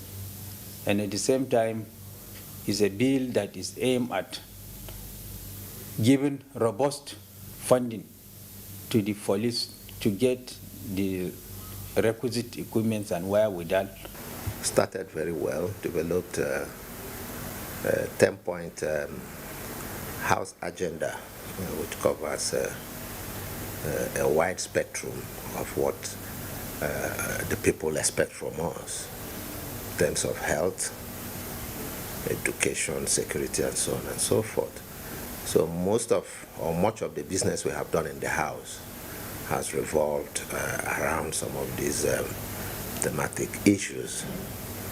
For instance, in the first 1 year of the 9th House, we had about 100 resolutions on security alone. That shows you how that issue has bothered the House. Credit goes to introduction of e-Parliament as the House went digital. The House has continuously provided intervention and engaged Nigerians on national issues. The recent include the Summit on National Security and Constitution Review public hearing. I assured Nigerians that for us in the House of Representatives, this ongoing constitutional review presents a generational opportunity to devise a constitution that resolves the issues of identity and political structure, of human rights and the administration of government, resource control, national security, and so much else. that have fractured our nation and hindered our progress and prosperity. Let me re-emphasize that we will not restrict ourselves to tinkering around the edges of the Constitution or be subject to red lines that mitigate against optimal outcomes. We have it now in our power to deliver a truly democratic constitution that allows us to overcome the challenges of today and puts us in good stead for the future. Some of these engagements turned dramatic, as experienced during the NDDC investigative hearing and the public hearing on Petroleum Industry Bill. There were also sad moments. 6 House members died within the period under review. With 2 years left and the nation facing challenges, the House says hope should be kept alive. We need to work together. And whenever we find ourselves there, we always see ourselves as a brothers and sisters. And I want to appeal to my brothers who are clamoring for separation or decision all over the land. That is not the answer to their problem. Honestly, it's not the answer. The strength of this country is more than gold for us if we can utilize it. Lami Ali, NTA News. Well, the opening reports there, well, Professor Abiola, when we say democratic values, but you can't rule out the fact that democracy thrives on permanent interests, not permanent enemies, right? Mm-hmm. But looking at where Nigeria came from to where we are today, why would people be tinkering towards attacking democracy, national assets and what have you? Why? Well, that's a complete departure from the normative. You know, it's something that is definitely unsalutary, definitely condemnable, and often comes from those, you know, who feel some sense of annihilation, some sense of exclusion, but rather than charting the legitimate cause, rather than seeking agitation, rather than seeking a remediation of the situation through the legitimate cause, you know, they lack that understanding and rather think that it's only violence, you know, that can lead to the actualization of their dreams and aspirations. We need to understand that in the evolution of systems and society, it comes through either conflict, which sometimes we want to describe as war, but even in conflict situations, you have to come eventually around the negotiation table for consensus to be built. You know, but in modern times, because of the sophistication of understanding, because of shared experience of people have come to the realization that rather than resorting to conflict, rather than resorting to warfare, you know, dialogue, consensus building, conversation, you know, and elegant ways of resolving crises, you know, and disputes. You know, but when you move away from these channels, from this direction, of course, you know, it tends towards criminality, and of course, solutions have to be front to it at the level of sanctioning, prosecution, and at the level of prosecution and sanctioning. But we need to understand again that, you know, democracy is a virtue. You know, it's a value of government, you know, that nations have largely subscribed to. Not necessarily the nations that we often say are the bastions of democracy, but every nation, irrespective of its tendency, whether theocratic, you know, or military, or communist, or socialist, you know, they've often had this semblance of representation, and representation is integral to democracy. Representation in terms of involving people or delegates, people who are supposedly coming to speak for the people at one level or the other. Largely, therefore, democracy is often measured in terms of the extent of representation that nations are subscribing to. Countries of the West, you say, largely, they subscribe to, you know, widespread, you know, representation. And that's what Nigeria that's what Nigeria has taken after. In the last 22 years or so, we've been working at it in a painstaking process, and that's why we have to understand again that it's a processual thing. It will take time for us to consolidate, make amends in areas that we are seeing lacunas, but it's just a matter of time. You know, cognizance of the fact that 22 years has been one of progress, you know, one of development, not necessarily at the tangible level, but essentially at the intangible level. And that's why that's the mistake we make sometimes when we want to see democracy, as we want to measure democracy only at the tangible level, at the physical level, through infrastructures and all of that. Infrastructure, yes, we have seen developments, infrastructural development, particularly this government, making miles, achieving so much in the area of infrastructure. But it also goes beyond it. The element of freedom, the element of happiness, the element of an ability for you to, to aspire, to see your hope fulfilled, to see your hope realized. It's also integral to democracy. And it's even much more important because freedom, happiness is innate to the desire of the human being. And democracy is one system of government, that guarantees this. It is implied in every democratic culture. So we need to be celebratory that, we have enjoyed this, so to say, in the last 22 years, and of course we'll continue to enjoy it because we expect that our democracy will continue to be consolidated. But at the level of the tangible, which is the physical, of course we're also making progress, irrespective of limitations in resources. But I've seen government after government, and as really exemplified by this administration in terms of infrastructural development, rails, roads, and attempts at also growing our potentials to ensure stable supply of power. We have seen this happening, but more importantly is for us not to underemphasize, or to de-emphasize the importance of the intangible, which is the fact that we are freer than we used to be under the military. Our hopes are higher, than they could ever be, because those days nobody will be talking about development in an atmosphere of unfreedom, because you never knew what was going to happen to you next. Life was short, humanity was degraded. No doubt we have problems of insecurity now, but of course it's also another outlier that we are putting our hands on in terms of finding solutions to them. Okay. Jamiu, listening to Adeneye, you guys were directly involved in this, given the fact that your father is one of the symbols of this fight, that where we are today. And just a few years away, some persons just feel they can just wake up and attack democracy. Does that make sense? It doesn't make any sense, and that goes back to what he was saying, the issue of the criminal element. And apart from that, when things get this complicated, you can never know where the problem is coming from. Because this is the signs of the worst type of cancer. This is like the malignant form. If it was benign, we could even stop it. But now it has gotten so advanced in the sense that these people that are doing what they're doing, it has become so complicated that it's hard to even pinpoint who is behind it. Definitely, they have been sponsored, and some of them are not being sponsored. Some of them are marginalized, and some of them are actually not marginalized. There are so many issues that have to be, tackled. But I think the best way we go about it is to start from the grassroots. These people, they are from families, they have parents. Government is doing its own work. We Nigerians have to also do our own work as well. We have to go down to the grassroots, to the family level. Before somebody goes to school, he has a family. Family values.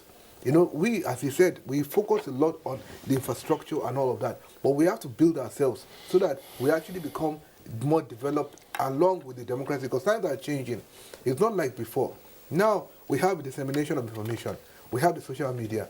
A lot of things are coming in, coming out. People have access to information more than ever before. So that has changed the way people think and how they think. So that makes it easier to actually influence people, to do things that they're not supposed to do, to the point that it even makes it harder to know where the problem is coming from, because the communication is so easy. And at the end of the day, the family bonds, because of economic hardship, people are beginning to fail in their roles. Like a father, what is meant to do, monitoring his child. They look for earning an income, they come back home late, they don't know who their children are mixing with, they don't know, because all these people that are doing these things, they come from families.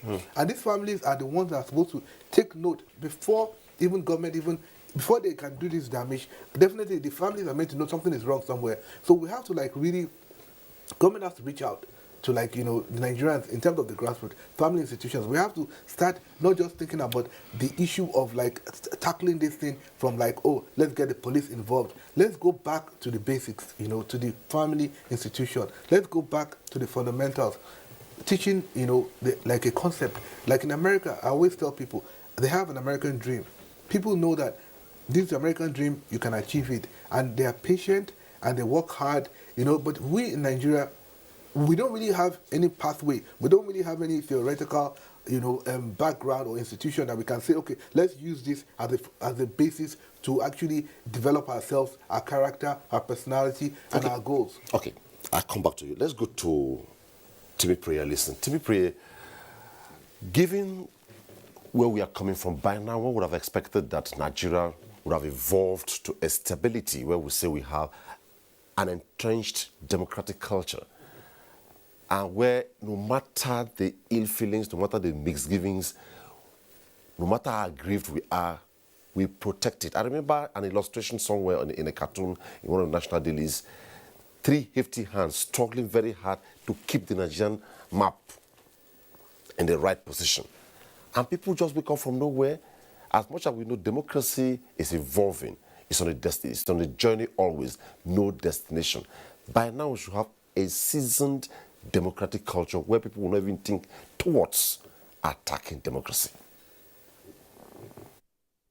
Very much.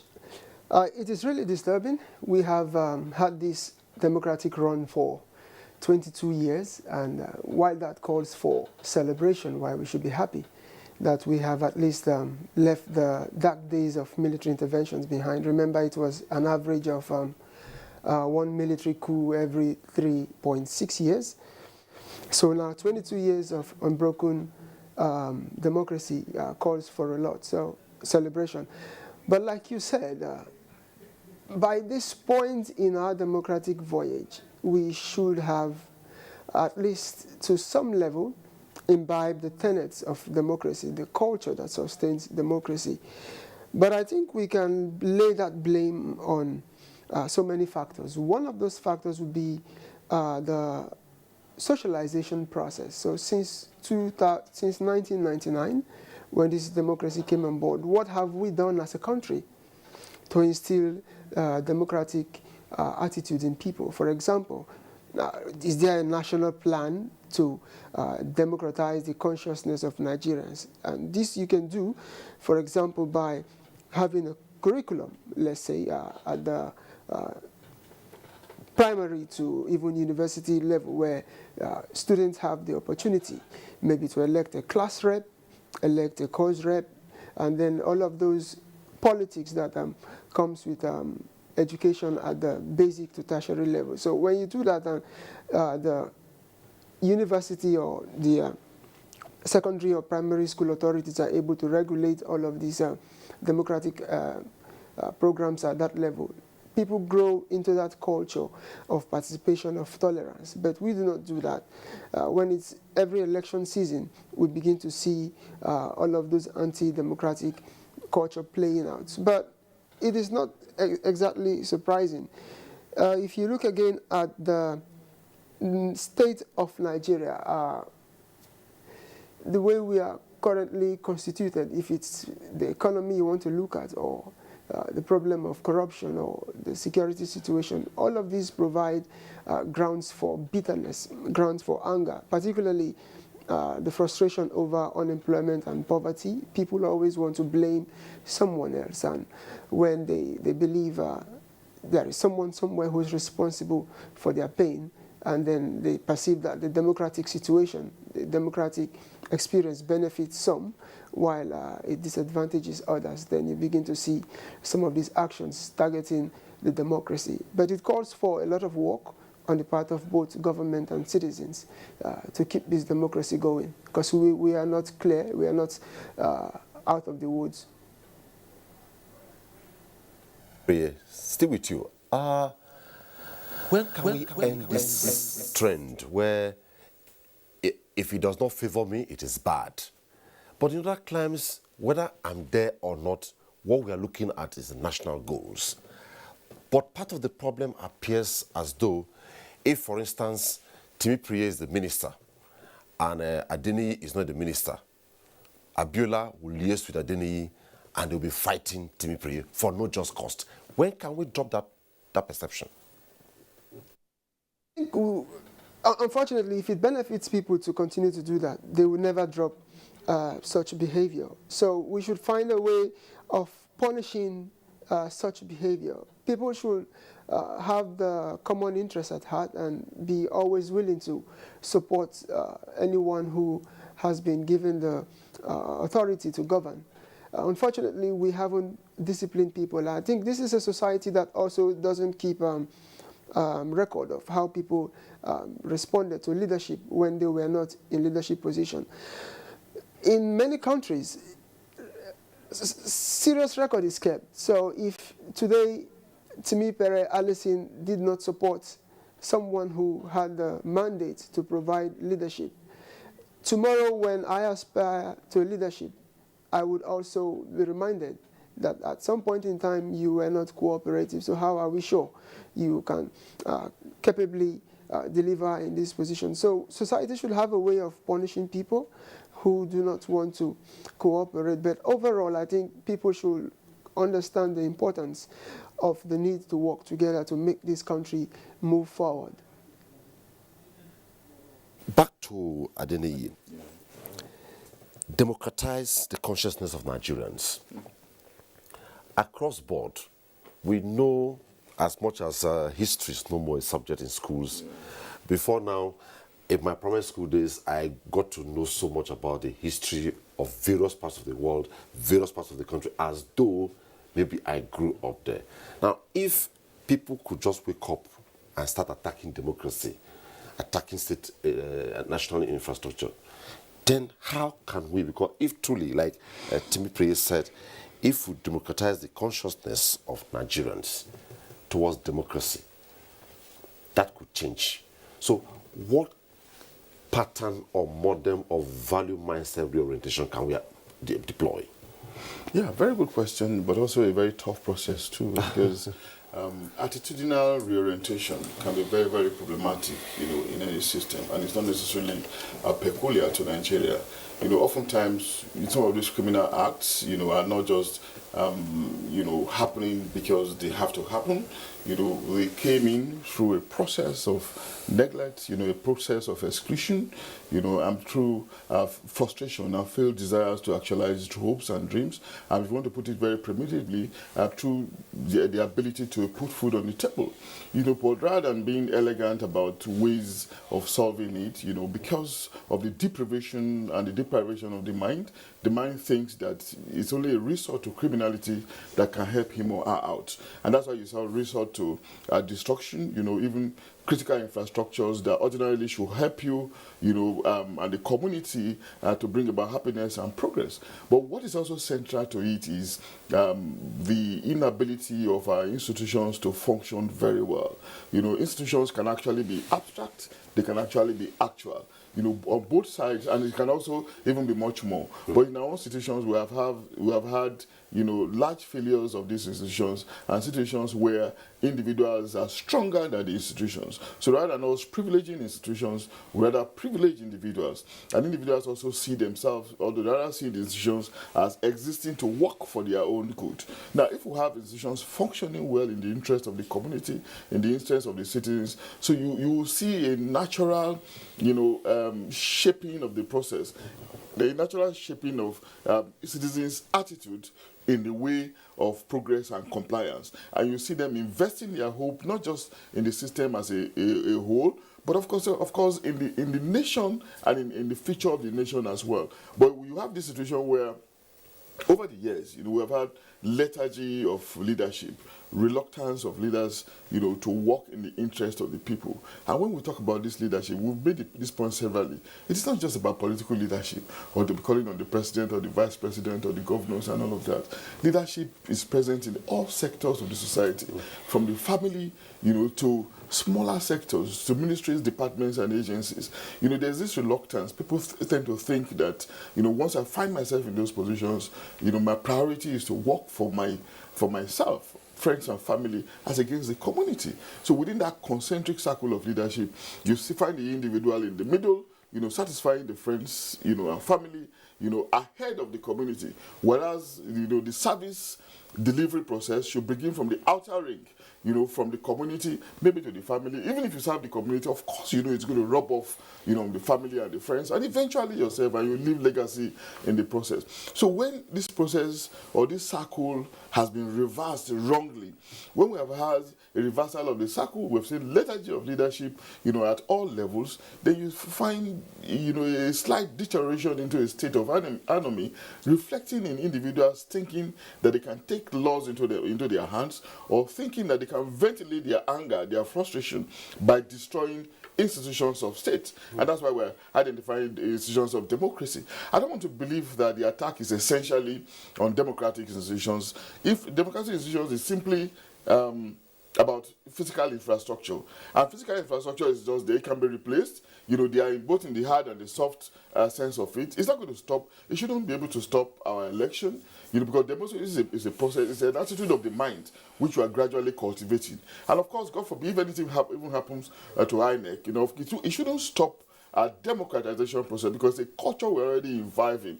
So it is becoming ideological into us, and it's something that we have accepted because we have seen it as a situation where we cannot detract from, we cannot go back from it. So the structures are just one item, but the culture, the acculturation process is also still ongoing. And I don't see us detracting from it, even though the physical destructions are condemnable.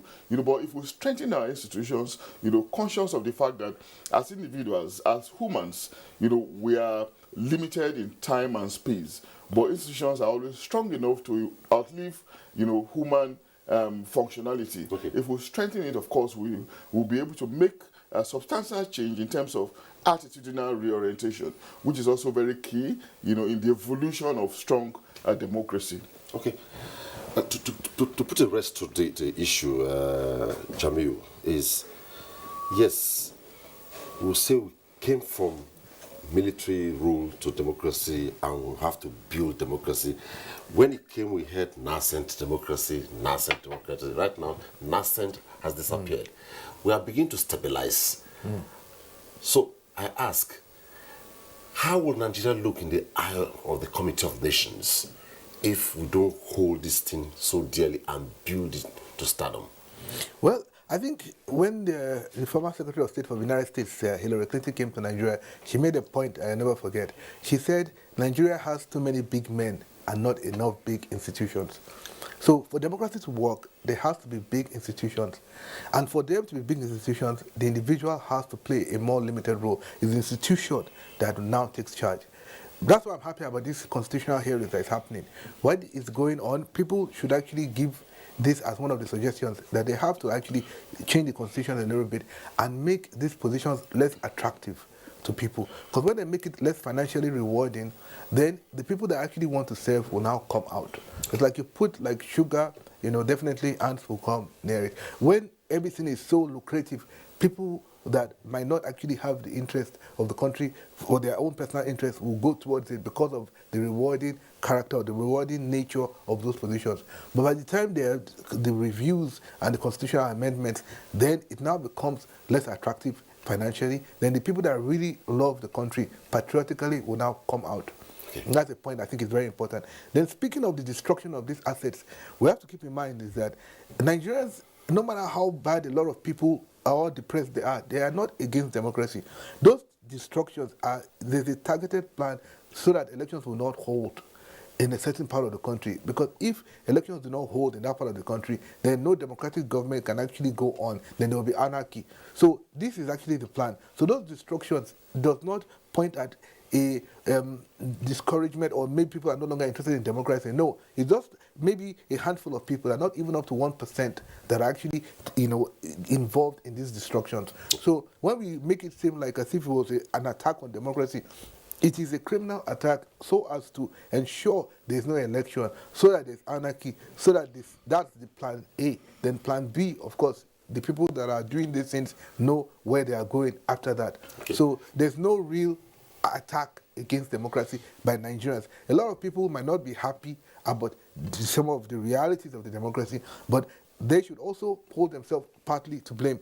And the reason why is because democracy according to the United States, where I studied political science, they said democracy is a participatory democracy. Nigerians have never really understood that democracy involves their participation.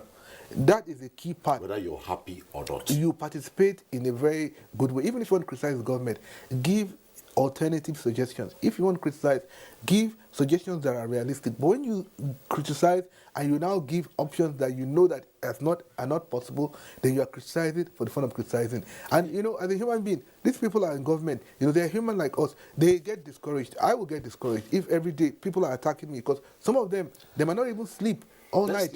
Let's hold it there. But yes, like you said, if truly the institutions become strong and not strong men, all these threats will amount to naught, because no matter how they destroy, no matter how they try to distract, the institutions will sustain their positions and they will surmount the threats. Yes. Well, let's rest it now. Still talking about democracy, in my opening I referred to the parliament as the engine of democracy, because at the parliament you find all parts of the country represented. The entire Nigeria is there. And I said, when you have mild dramas at parliament, people fighting, people disagreeing, it is concluded to be the beauty of democracy. And I ask, is the beauty of democracy really beautiful? So to Timmy Pray, let's look at the parliament. Look, the second year, 2021. Okay. What's your impression about the parliament? How far it has functioned? Generally about how business is conducted in the parliament in the past 22 years.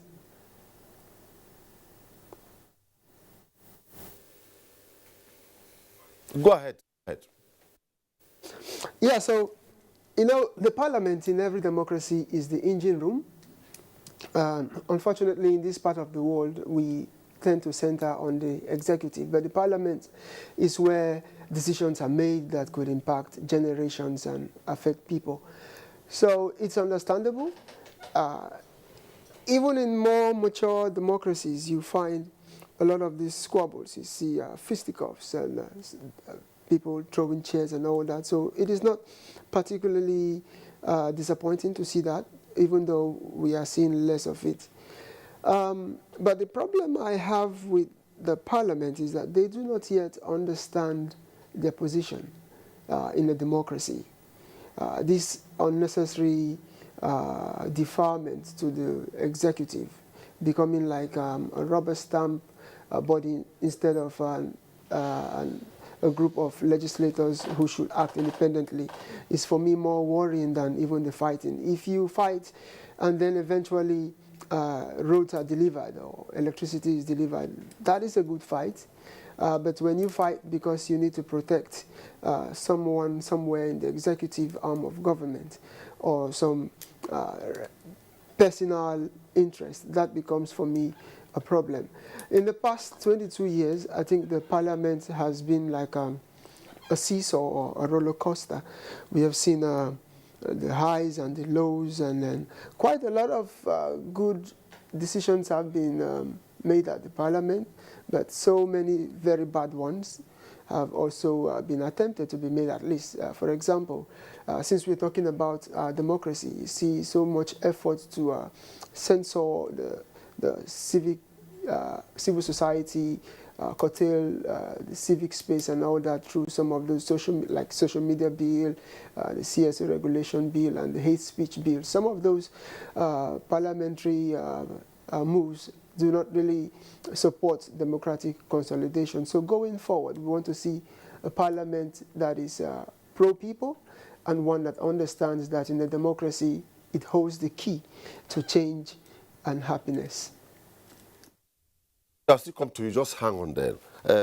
Professor Edeni, you heard what he said. Yeah. I don't know whether you agree with him, that as at now, he feels, that is his position, that the parliament do not yet understand its position in a democracy. And pulling up from there, maybe you agree or you don't agree, but clearly, when can we see bipartisanship really play out in the face of the Nigerian parliament?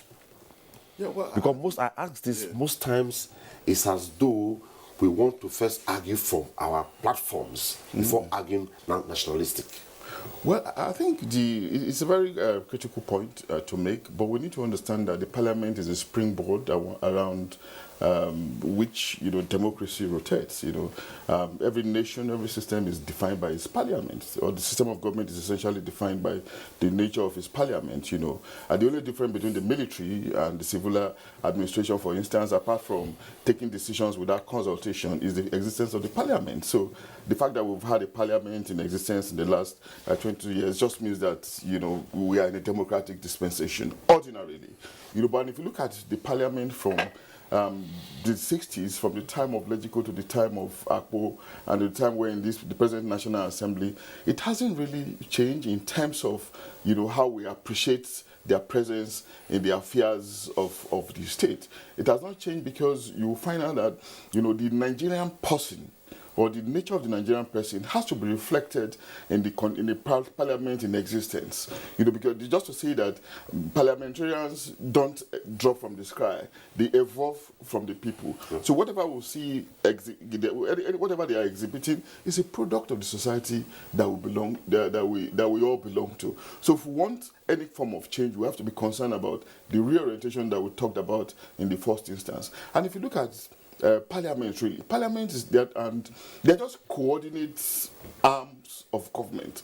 They're not supposed to be at loggerheads. They are supposed to complement each other, and in complementing each other, we're supposed to see results. Results can come, like we also alluded to earlier on, through conflict, and it can also come through dialogue and understanding.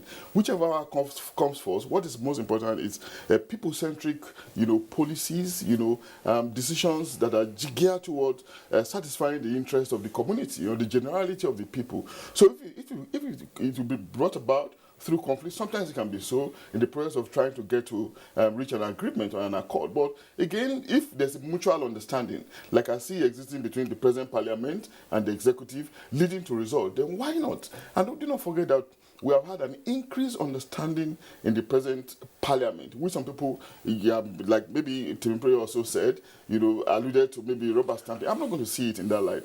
I just see increased understanding, an ability to collaborate better, an ability to foster bipartisan understanding, essentially through the instrumentality of the leadership of both arms of the assembly. Do not forget, if you look at these individuals, we have the senior president, for instance, solid education, solid experience in the legislature, and of course his colleague too in the House of Representatives, solid education, solid experience in the House of Reps. So ordinarily, we should expect that there's an increased appreciation of what their responsibilities are, and if they can bring about results, through consensus with the executive. Of course, I would rather prefer that route instead of first of all going into conflict, or disagreement, playing to the gallery, so that people will say, oh, they are standing up to the executive. When you are engaged in an action, what is it supposed to be for? Of course, there should be a rewarding situation at the end of the day. Yes. Asked differently, but almost about the same question. Now, there's a national challenge before the National Assembly, whether Senate or the House of Representatives. And rather than Nigeria see the senators, see the members thinking towards Nigeria. For instance, Dadeni belongs to a particular party, you belong to a political party. Rather than us meet and look, what is the position of Nigeria? How do we now think towards consulting the political parties? That's where I'm hinging on. When can we see the parliament holistically come out most times and just close shop with the political parties and look at Nigeria as their common interests? Well, I think what you're asking for is like very, very difficult, because even America, that is like the head of our, like we are democratic and we are following the example. Up till now, the president of the United States has problem, this same problem you're talking about. People always think about the party affiliation. Sometimes they even have a bill that might actually even be beneficial for the American, but just so that they don't, the president of the United States doesn't get the popularity, some people work against it. It's something that's going to go on and on and on. So I guess what we have to do in Nigeria is to always make sure that whenever we are voting people in, we vote in the right people. people that have actually displayed uncommon, ability and uncommon, patriotism for the country as a whole. Not just people that we don't even know exactly or with questionable characters. Because at the end of the day, if we don't get that part right, it's like a house, a foundation. You don't get the foundation right, no matter how beautiful the structure is afterwards, it will not amount to anything. So I think everything starts from the voting process. When you want to vote for people, you look at their background very well. Not just the education, the personal character of the person. Is somebody that thinks more of others before himself? These are the things that, because when we choose the wrong people and they go to parliament, we're going to definitely be having all these issues that you just mentioned, because it's good to always think about your country as a whole first, not just the patriotism, not just the party, and all these cheap political games, but they will always think this way because they're politicians that, some of them are politicians that don't really think much about their community, think more of themselves. Okay, let's proceed. TV Priye, let's look at the quality of legislation, the kind of bills, the kind of laws that have been churned out. If you want to look at from 1999, where we came from, then the next 2 hours will not be done here. Let's narrow down the last 6 years, the kind of laws, the kind of bills, the relationship between the legislature, the executive, and the judiciary. What's your perspective to this?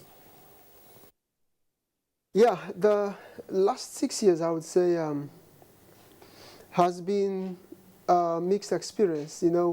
When President Buhari first came, because of his anti-corruption agenda and how it went as far as the legislature and the judiciary, we had a little moment of lack of cooperation, particularly with the Parliament's response to the President's request for attention on appropriation bills. That went on for almost 2 or 3 years. But other than that, I think it's been far cooperative, I would say. Maybe because some of the executive requests to the Parliament have never bothered on very critical aspects of our society, where people will have to make very solemn and tough decisions. So I would say in the past 6 years, the bills have come as they should, expectedly. But I still will have to say, I come from the civil society sector, where I believe in the past 6 years we have seen too much movement in the Parliament, often in collaboration with the executive to shrink the civic space. And that has been reflected in attempts to come up with several laws, unfortunately, and maybe fortunately, I should say, for us, and unfortunately for the drafters of those bills, they never saw the light of day, but the efforts continue. So I would say mixed, yeah, mixed. Okay, let's proceed. You heard his position there. Yeah. Whether you want to agree or not, the 9th National Assembly, anyone want to compare, who want to be pulling off from, how was the 8th National Assembly, how was the 7th, how was the 6th, and compared to where they are today? Let's see your perspective. Yeah, but I think they've been making progress, really. They've been making progress, and sometimes the governance process itself can be very complex. What matters is how you are able to achieve results within those complexities. We have seen some landmark bills. The one that I can really recall first is the one that tried to reorder the budget cycle in accordance with the Gregorian calendar year, January to December.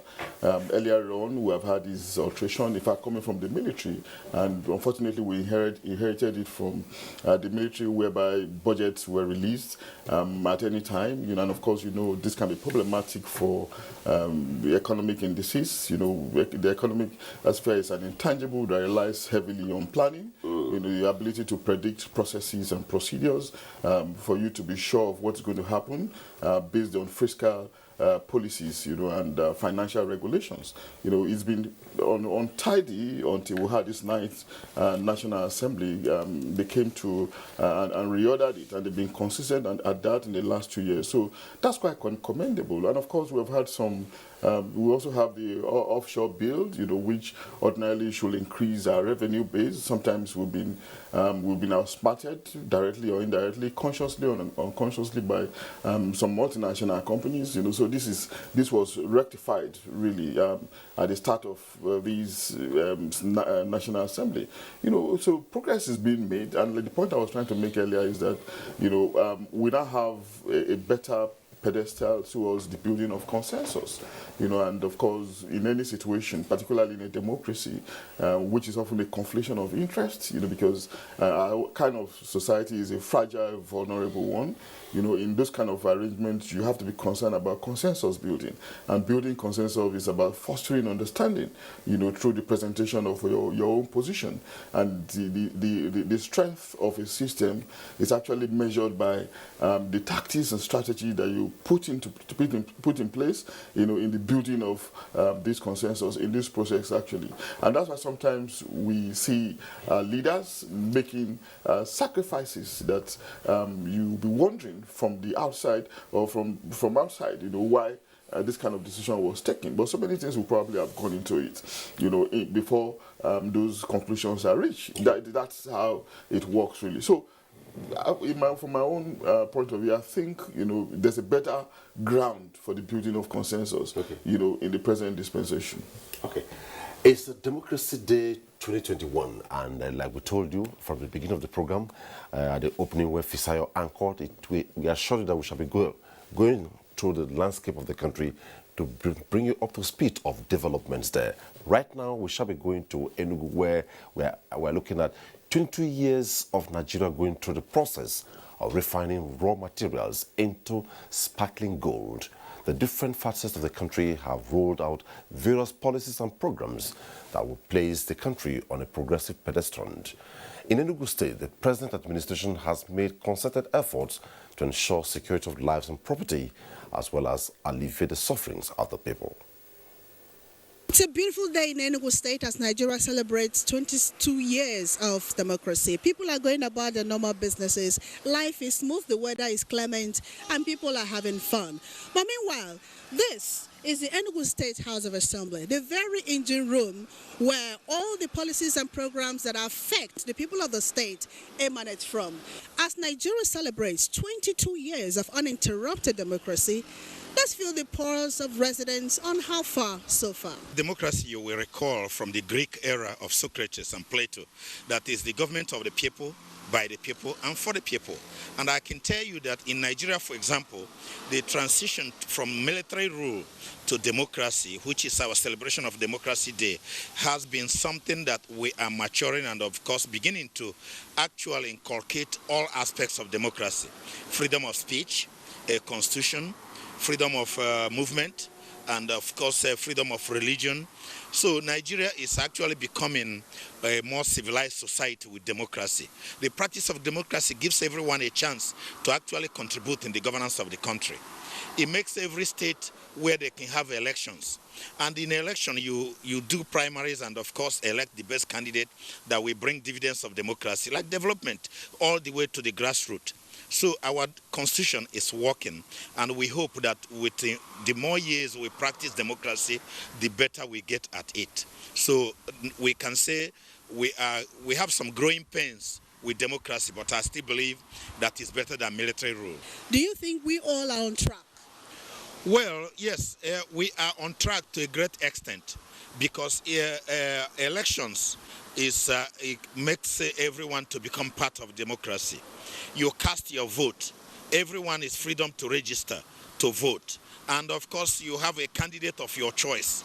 That is freedom to actually practice what you want to in democracy. So we are all playing a role, but we're believing that with the practice of democracy, the system will improve. From the foregoing, you will agree with me that Nigeria is still evolving. We all have roles to play to sustain this democracy. And we believe that with time, we will collectively take Nigeria to the expected place of glory. From Enugu, it's back to the studios. Thank you so much.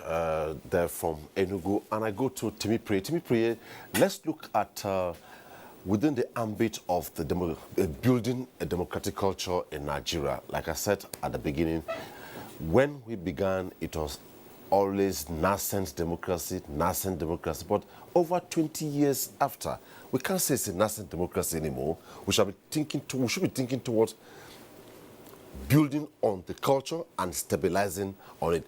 So, subnational and national relationship, how do you assess it? As to the point you made, nascent democracy or not, I agree. This is 22 years. If Nigeria was a child, by now that child should be completing university, so it's no longer a nascent democracy. We now have models to copy from. The US is there, France is there, the United Kingdom is there. When those democracies began, they never had any model. They were the radical ideas that have now formed the idea that we now copy. So we expect a lot from both government and citizens, so we strengthen our democracy. But coming to the question of the relationship between the tiers of government, particularly the national and the subnational, I would say the constitution that we run has to change drastically to make that relationship also change. I believe if we have a federal democracy like we claim we do, it should reflect in the apportionment of powers and resources. Right now, the federal government has just too much powers and too much resources, while the states are not having so much. So, and that has been a point of contention. For example, the question of revenue allocation, how should it be done?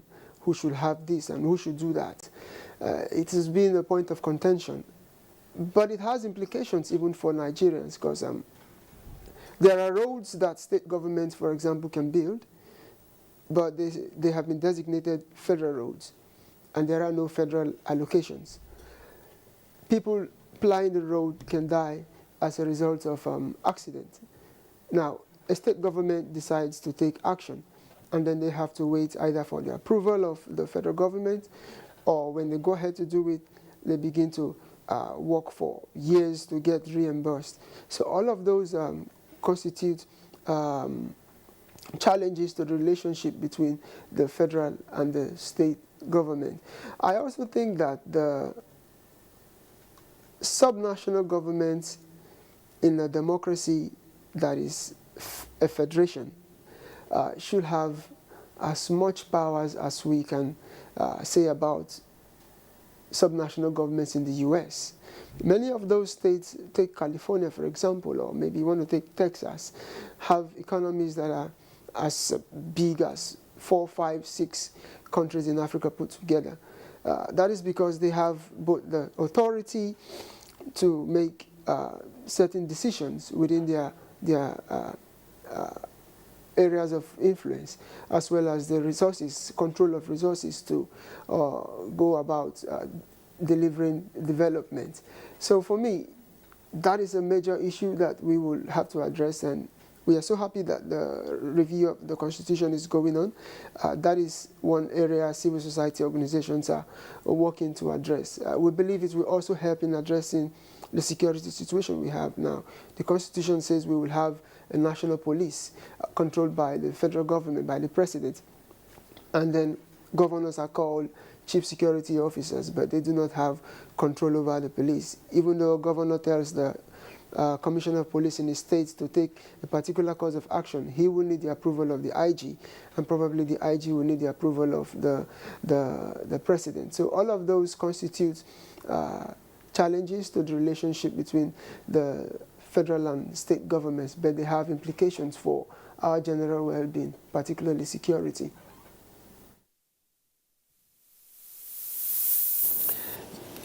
Discussing democracy in Africa and also narrowing down to Nigeria, sometime I had an interface with the African Global Institute of I can't remember the exact name of that institute now, and we said, yes, democracy, as beautiful as it may be, when can we have our own peculiar democracy? It's either we had the parliamentary system fashioned after Britain, and now we are doing the presidential system fashioned after the United States of America. 20 years and above, Is it not time we start thinking either remodeling our democratic style or approach to adapt with the realities of our mores, our cultures, to move on with? Yeah, absolutely. I think that's a very germane issue, and that's why people have been talking about being ingenious, being creative about the kind of system that we want to fashion out, And of course, to some extent, we'll say that we are largely presidential, just like the American democracy is. But even our democracy is not completely American, largely American, but not completely American, because there are some variables in the American system that are not evident in our own system, which is also a point that we need to note. But of course, it may also be the reason why we are having rising agitation for the retweaking of our constitution, for us to have some levels of devolution, some levels of restructuring in such a way that it will be ingenious to us, because sometimes aping and idolizing, foreign models can be problematic in terms of operation for a nation, as the case could be. And that's why we also say politics is local, because we have to understand our history, our culture, our religion, our particular patterns and particularities, so that we can develop our own model after our own original experiences. So it's okay, valid proposition, and I think it's also consistent with the moves to change the constitution. And in changing the constitution or reviewing the constitution, we expect that the inputs of nationalities will feature there in such a way that we could say that there are some things that have now that are new, that we've properly thought through and that are evolving from our own experiences as a people. And if you look at the world around us as well, countries that have largely developed in terms of infrastructures and utilities, are countries that have been original, that have been creative about their own development model. If you look at them based on the indices of other nations, you may say they are not free. You may say they are not progressive in terms of democracy, but in terms of infrastructural development, in terms of what makes the human being happy, they have made substantial progress.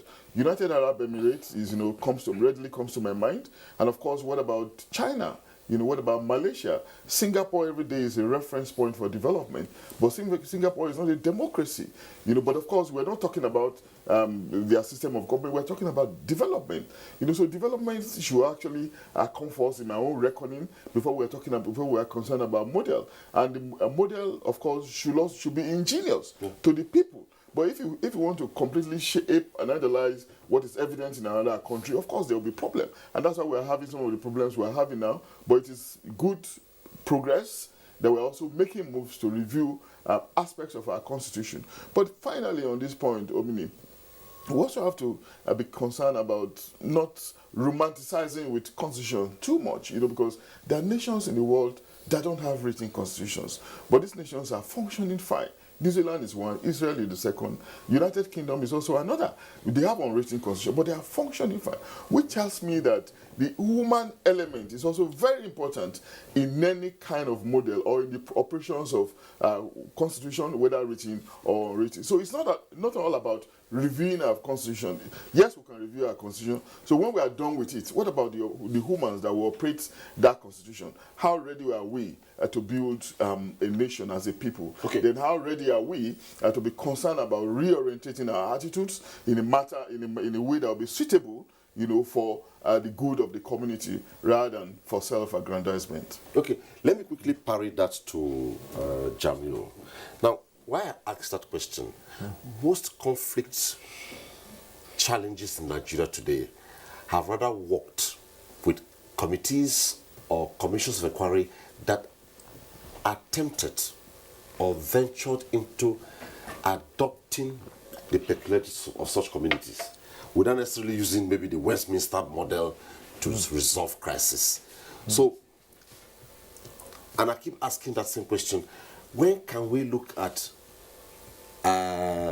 reviewing? But quickly, I hear our correspondent in Tegina is ready to give us update of developments there regarding what we know already in the Nigerian society.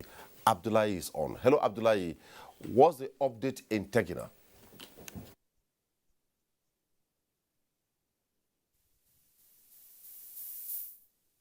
got it, I think, sometime in 2019, if I remember, yeah. I mean, given the financial situation of Nigeria, shouldn't we... Right now...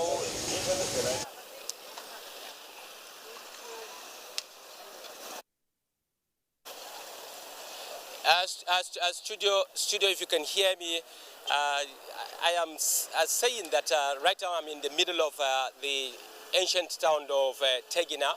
We all know what has happened here about 2 weeks ago. They seem to be celebrating the Democracy Day, but in their own way. The cities are very calm. I've been able to talk to some people. They've told me the significance of the day as far as they are concerned. Democracy in Nigeria for the last 22 years without any kind of breakage or a kind of interference from the military. They are very happy about that. And we will not come to Tegina at this point in time without putting through as a number of parents of those children that were abducted in this town. And that is the reason why I said I should be able to take 1 or 2 of the parents for them to explain to us what the Democracy Day is all about for them, and also how they are celebrating at the same time what is going on in their homes. I have one of them here, Malam Umar. Bismillah, Malam Umar. So I would like him to speak to us about Democracy Day as far as Tegina is concerned. How are you guys celebrating it here? Well, Alhamdulillah, we are celebrating this Democracy Day in our own way. It has been 22 years of uninterrupted democracy. We are happy about that. Relatively, we have gotten our own level of the division of democracy for the past 22 years, because if you can't take in, the roads have been repaired, some structures have been put in place. A lot of things are there which you can say we are happy for the coming of democracy within the last 22 years. But within the last 2 weeks, as much as we are glad as democracy, but at the same time, we are in a situation whereby almost everybody in the community is not happy. We are in a sad mood because our children have been abducted by the bandits, and which is very unfortunate. We have been appealing for the government intervention to please come into our aid to see to the early release of these children. It has been 13 days now. These children have been in captivity, and even if it's in your house, you have been caged into one place. There's no way you will not feel the absence of freedom. Now they are there in the bush with the bandits for 13 good days. We are seriously appealing for the benefit of the democracy to please the government to come fast to get to the early release of these children. We hope so, Malam Umar. Thank you very much. Well, we heard from Malam Umar. He's appealing that all the stakeholders involved will come together and find a resolution for the freedom of their children. I also have with me again Malam Abubakar Garba, who has been a very regular face in this issue in Tegina. Malam Abubakar, Bismillah. Malam Abubakar, tell us how the people of Tegina are celebrating Democracy Day. So Alhamdulillah, we thank Almighty God for giving us the opportunity to witness this day as a day that marks the 22 years in democracy era. We thank Almighty God for seeing this day. In fact, the dividends of democracy in Tegina are numerous. They are uncountable. We have seen, as you can see, that the main road, the roads in Tegina are tied by the state government. We have a water board, which the state government have done their effort in order to make it to work, so that we can enjoy. And we have our secondary school in Tegina, government secondary school Tegina. It's almost 50% okay, and there are numerous dividends of democracy in Tegina. It is only that in one way or the other, anywhere you have good, you must have bad. that follows it.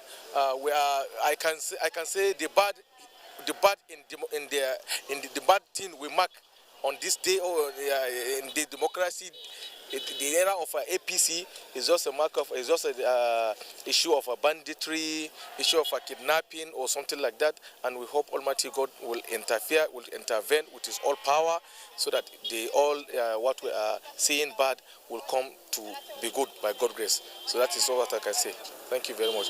And the issue of I still want to talk about the issue of my school, Sali Utanku Islamia, because I know many people have. All right, I think we have done that. But I just want to appeal to the government to interfere, because we are in trouble. We are in a situation that we cannot even explain it. So we want the government, please, to interfere, to come to us, to come to our aid, please. That is just what I can say. Thank you very much. Thank you very much. Well, you heard from some parents of those about 136 children that were abducted in this school here in Tegina, just a couple of meters away from here. Basically, the town itself is very calm, activities going on, people are selling, and you definitely will not see them in groups celebrating, Nigeria's Democracy Day. But of course, almost all of them you speak to, they will tell you, yes, today is about 22 years of uninterrupted democracy in Nigeria. They're all very happy, and this has brought, a lot of opportunities for them. Can you hear me? Abdullah, if you can hear me, simple question. Are you hearing me now? Okay, good.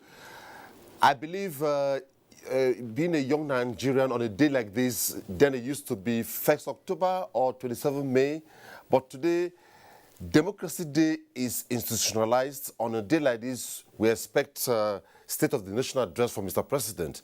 I hope and believe before coming on set where you are have taken a drive around the town to feel a pulse of how the people of Tegina try to savor Mr. President's broadcast to Nigerians. How did it go?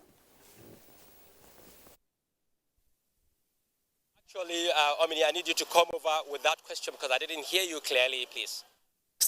Did you take a drive around the town before coming to speak with us? How did the people of Tegina receive Mr. President's broadcast?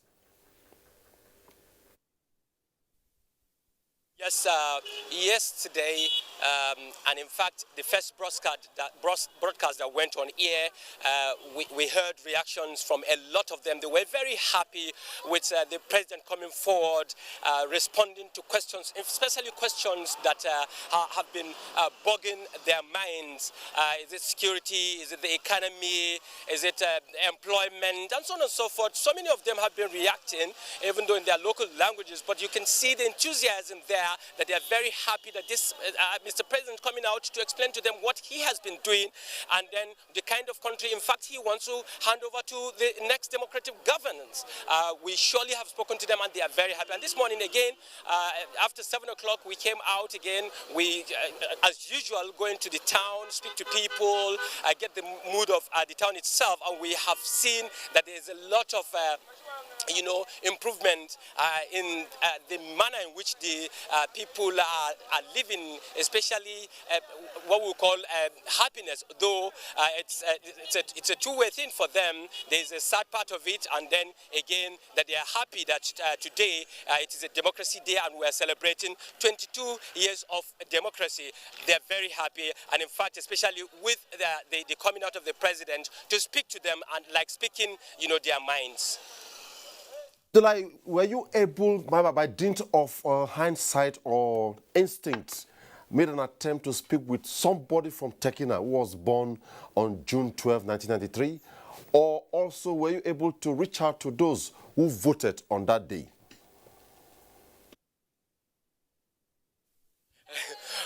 Of course, coincidentally, one of the parent of the children that I spoke to, though I didn't bring him on camera, was saying that he's celebrating, his birthday on this same day that Nigeria is celebrating the Democracy Day. He said it's a true thing for him.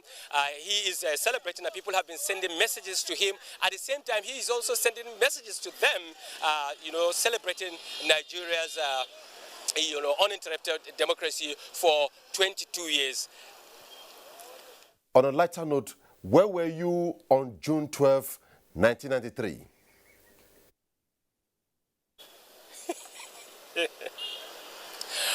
Well, back then I was in school, precisely Ahmadu Bello University, Zaria.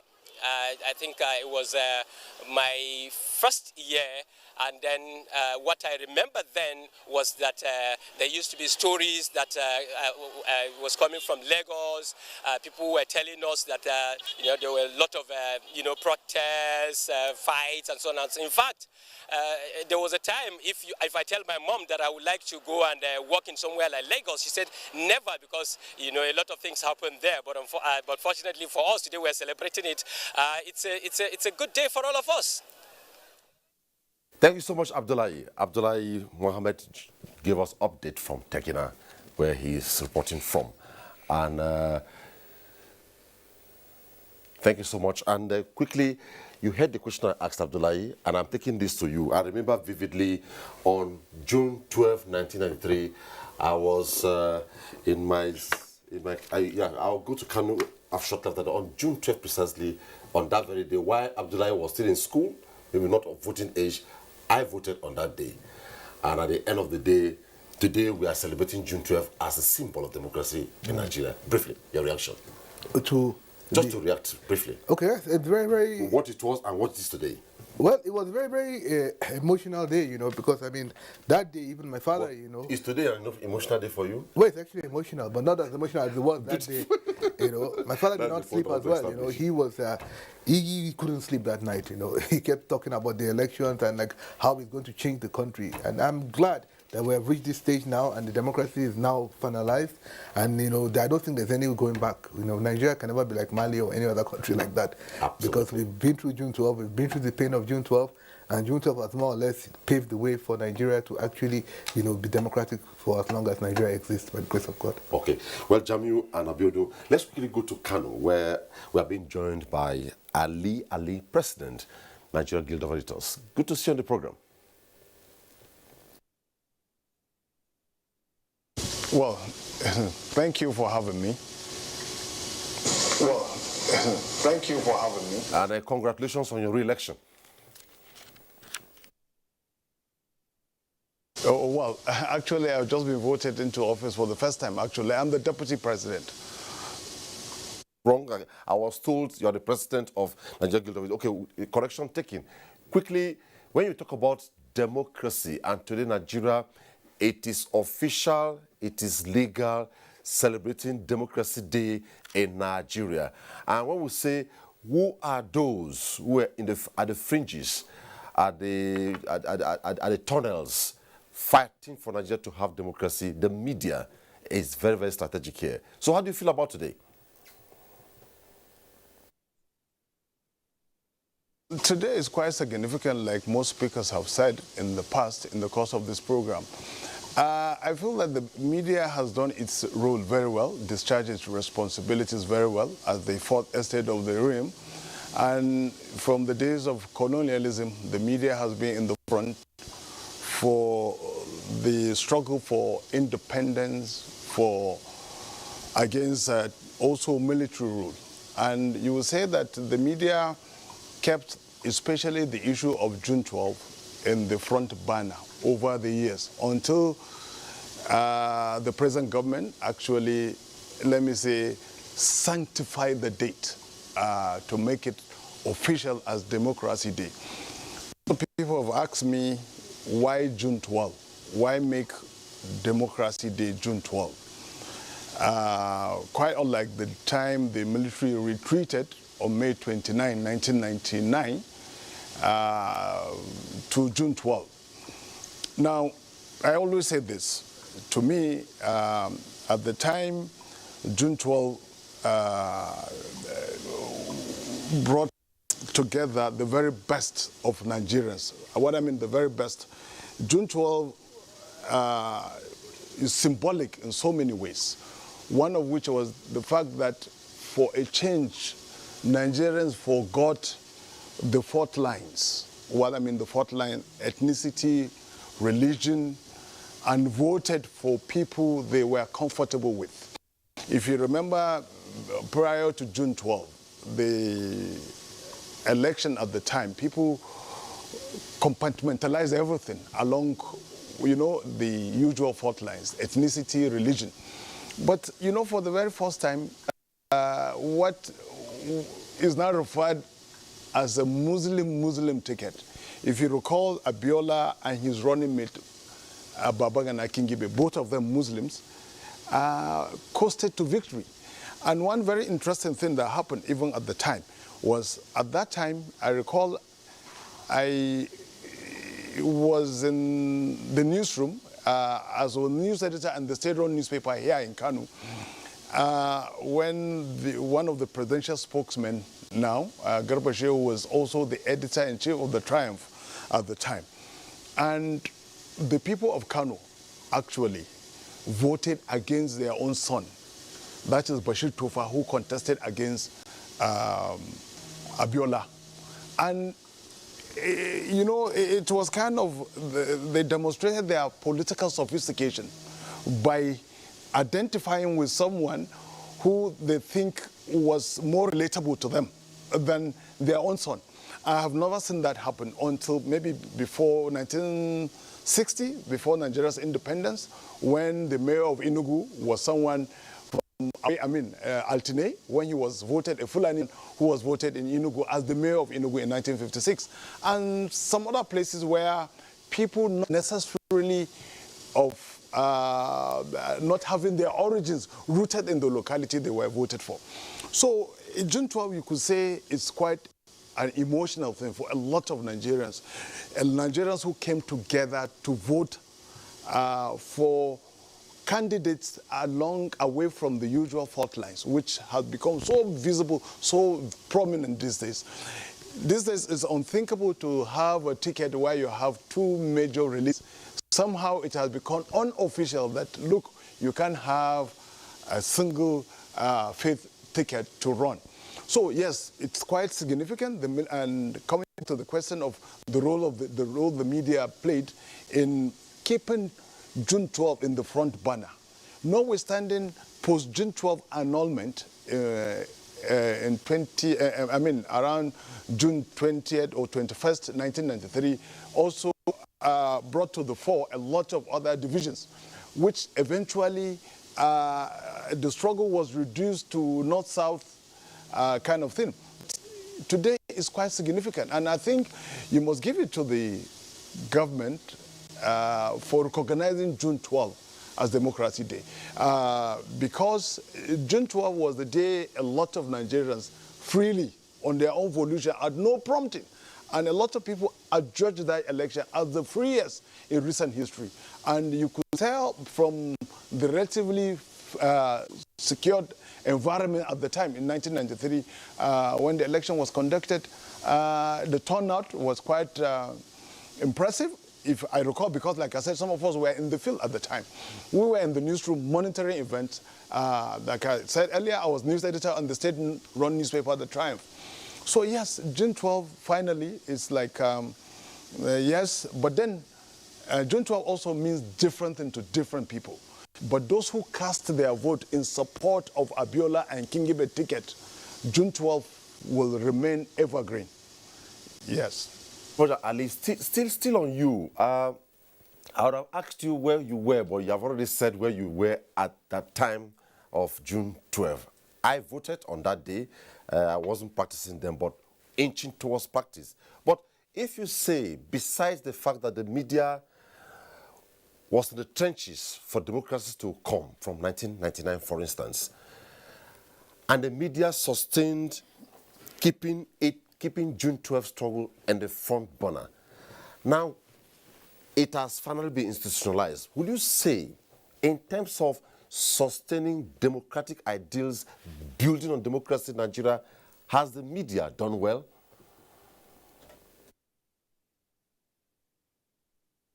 Yes, the media has done very well. Yeah, but you would say the dawn of the digital media has also brought in its wake a lot of things to be desired. especially in gatekeeping, because the down of the digital media especially has thrown to the dog the traditional restraint and circumspection expected of the media. And now the media, there is this, if you like, this cutthroat competition to be first with the news, to break the news. And in the process, also letting its guard down. But beyond that, the mainstream media, you will say, yes, a lot of gatekeeping is going on there. And you can see a lot of, if you like, sophistication with the coming of, like I said, technology. I recall until recently, until technology came to the rescue, when you have, especially in print media, you have desktop publishing. It used to be quite Herculean to be fresh with the news. Most papers, especially those domiciled in Lagos, they have first, second, and third editions even. I think in the 70s and the 80s, only New Nigeria, of all the nation's newspapers, have two publishing locations, Lagos and Kaduna, which makes it possible to come to town with the freshest of news. But now with the dawn of digital media, you find what people now describe as media convergence. You have print media also having digitally based television and using various social media platforms to take home their message, to constantly update their readers and their viewers with the latest of stories. So you will say, yes, the media has evolved, courtesy of technology, courtesy of digitalization, courtesy of digital age. Yes, and like I said, however, in the process also, you find out that the media has, like any other, perhaps, sector, also having some things that could be improved with time, with greater training. Like this thing about gatekeeping. Unfortunately and regrettably, sometimes even mainstream media, they derive their content from social media. There are instances where mainstream media have relied on social media or digital media, not really social media as such, for their content. And sometimes the content could be quite misleading. Instances where images, texts are taken out of context, out of time zones, and then represented as fresh and current. And in instances where they could have inflamed passions, they could have also triggered a lot of things that could not, they are not desirable. So yes, the media has done commendably well. At least it has managed to keep in check the three arms of government. And that's why the media is even, as it's been called, the fourth estate of the realm, superintending over these three arms of government. Yes, so the media has maintained its role as the watchdog. But then, like I said, gatekeeping, especially with digital media and social media, has taken a beating, yes. But all in all, I would say the media has done commendably well. And I must say also that time, since the dawn of this democracy, since the dawn of the Fourth Republic, the media has been given a free hand to run. Until recently, where we've been having this back and forth, especially with the excesses, if you like, of some media organization, where sometimes people perceived as being antagonistic are given unnecessary, if you like, publicity. And you know, publicity to people who are enemies of the state, let me use that word, is like oxygen, according to Margaret Thatcher. When you give publicity to the terrorists, it's like oxygen, you are giving them oxygen. So, notwithstanding, there are people that the media should have, to me, left to me, this is my personal opinion, shouldn't come anywhere given any kind of publicity.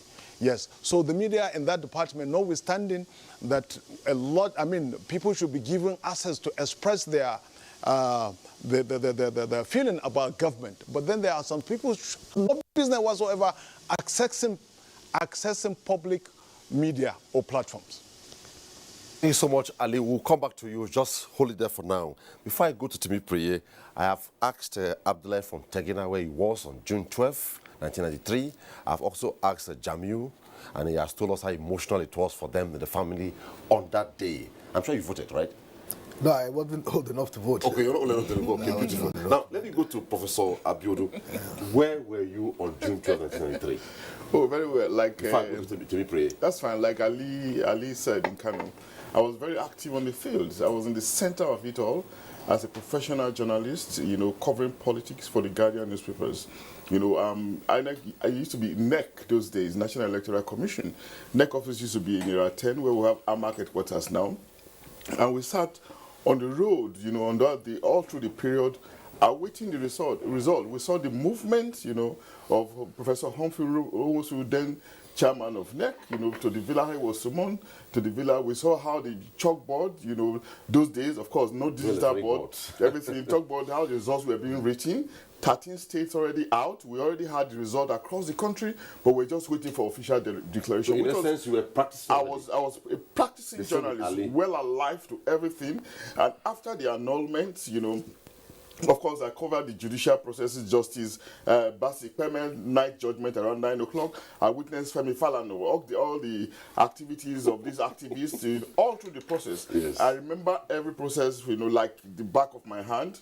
You know, I mean, sometimes it shocks me that many years after, you know, you can still remember these things, how it played out and how we have evolved up to this stage. So it's all very, very interesting. Some of my colleagues that were covered it together are still doing very well. Olusegun Adeni was also there with us. Mr. Maseye was there. We were all on the Tunde Rahman. And Ali was in Kano. Ali was in Kano. We were all there. So we're active on the field, and it's all glory to God that we have come this far. Well, all that is history now. Yeah, it's and history. We are all thinking praise of June 12. Yeah. Well, let me go to Timi Praye. Yeah, we are trying to make it on a lighter note now. Where were you on June 12, 1993? To declare that I am not so rich in age like all of you. So on June 12th, I was in a place called Ahoda in Rivers State, but I was only 10 years old. Nonetheless, I was well aware of political happenings because the SDP NRC campaign messages on television were so attractive to kids that we were all interested. So I was just newly out of primary school waiting to start JS1 when all of those happened. So I know I was looking at the news with my parents on the day when the election happened, June 12th, and then the disappointment that hit us when we heard that despite all of the good work that Professor Humphrey Wosu did, the election result may not be announced. And it was for us a very bitter period, besides the fact that MKO Abiola, who we were all looking to have as our president, because even in our schools we were so happy, they say, oh, Abiola is coming, so as kids we were happy. But beyond the loss that we had to suffer when Abiola no longer was declared, was that I lost a cousin to the post-June 12 crisis in Lagos. He was part of the protest, and we heard he was killed, but up to today, his body was never found. So it is a permanent scar on our minds that keeps reminding us of the importance of this democracy that we have. So on June 12th, I was well aware, but just a small boy growing up. Timi Praye, just before I sign you off, propelling from there, or pulling the spirit from there, you were just 10 years old. And over time, 1999 up to now, we're looking at 20 years plus. Why would somebody, what the salt calls himself a Nigerian, a patriotic Nigerian, toy with democracy? Why? It's a good question you've asked, and I think that goes both to citizens and leaders. Many of them who are even old enough to understand the toils that people had to go through. Journalists were jailed, some disappeared forever, and some civil society people had to go on exile, and then remember the activities of Nadeku and all that. So this democracy was hard-won. People struggled, people died to have this democracy. That is why we believe that both government officials and citizens must understand that this democracy must be safeguarded. We must protect it. There are issues, no doubt. There are issues, but we do not believe a way to solve the problem in the house is to bring down the house. We don't think so. That is why we call on everyone to do what is right, and let us be more propositional rather than oppositional when it comes to addressing issues that border on our national unity and democratic growth. Thank you so much, Timi Priye Allison, Head of Programs, Center for Democracy and Development. It was nice having you on our program on this segment. Having me. Okay, we proceed. Well, I tried to bring in on a lighter note from Tekina. Our correspondent, Abdullah Mohammed, said he was still in school. And right here, Jamil said it was quite emotional for the family, but he was not up to voting age, just like Timi Priye.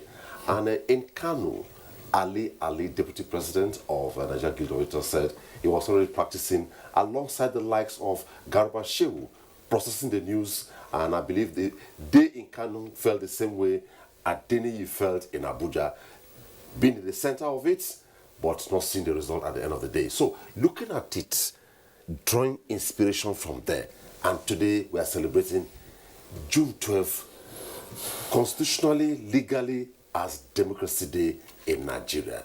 And that's why I asked that question on Timi Priye, how he feels. Why some persons in Nigeria, like they will say, if you have not experienced war, you won't ask for war. How people fought to bring us where we are, and today you just want to wake up from somewhere and destroy it. Maybe because you are not an active participant, you want your own interests protected. Nigeria's indivisibility will remain sacrosanct.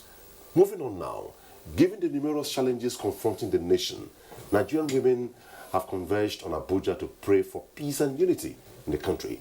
Momsi Damien Dati reports that Nigeria's First Lady Aisha Buhari convened the meeting. The report. Restore peace to this country.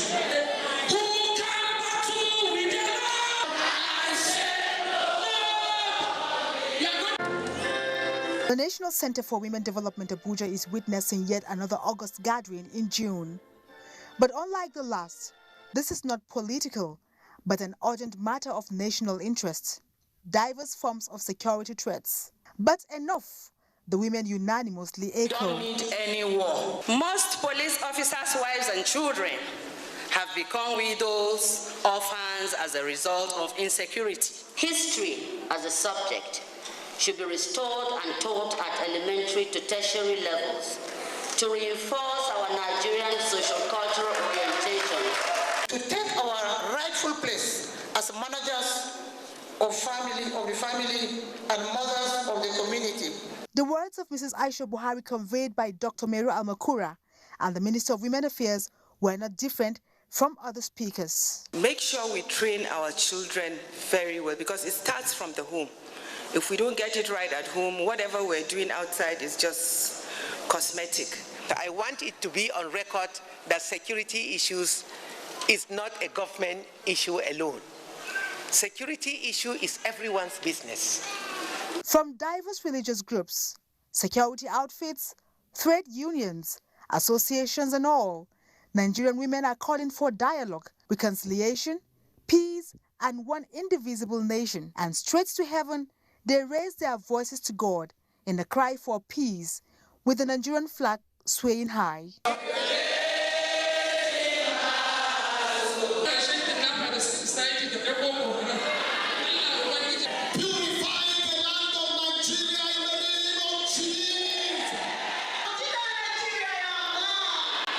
This meeting also flags up a 7-day national prayer and fasting for women nationwide. In Abuja, Momso Damien Dati, NTA News.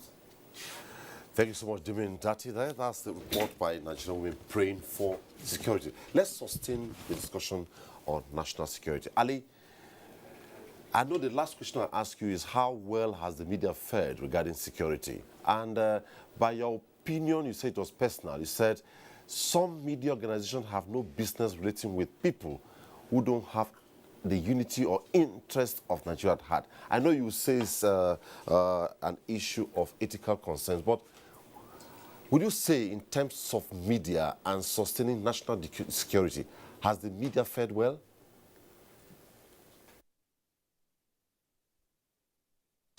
Well, I would not say, it's not a yes and no answer, really, because you have to also look at the level of involvement of the media itself in trying to go dig the facts to understand them.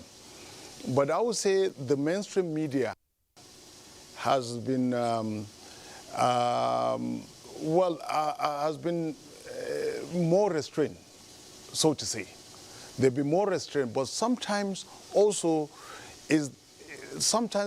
I have seen a couple of times where mainstream media, they have given detailed description of, sensitive matters of national security out in the public domain. One would say maybe because of the competition is very stiff. People want to go to town with the news first. And because of the very keen challenge, if you like, contest or even by digital media that want to go also to town with the stories, you see that there are instances where the media has compromised national security. And I don't know whether it's the gatekeeping there that has failed or some interest beyond gatekeeping. Sometimes you can isolate or dissociate political, even material interest from the stories that make some of our headlines. You can't take that away. This is a universal fact. It's not restricted to Nigerian media environment, or it's a global thing. But then the media, especially in the fight against terrorism and insurgency, and the threat to national disarmament, you will say the media has not been really more restrained, even the mainstream. And this is where I think it's important to have people who are really well-trained in gatekeeping. But that is not saying not to report what has actually happened. What I'm against is revealing state security for, if you like, mass consumption. Now that could pose as a threat. I'll give you an instance. There was a time a national newspaper went to town with troops movement, the kind of armament in the armory, the number of troops being dipped to fight insurgency in the northeast. To me, that is compromising national security. If at all, unless of course, even that medium was misled. So in instances like this, you will say, yeah, the media has not been really circumspect. But then you expect that also, given sometimes bad news is good news. It has always been so when you have the media trying to inform the citizenry about, but then when you have so much detail out there, I think that is injurious to national security. But nothing wrong in the media given, updating the Nigerian people or the Nigerian people in diaspora or any part of the earth with a reportage of what's going on back home.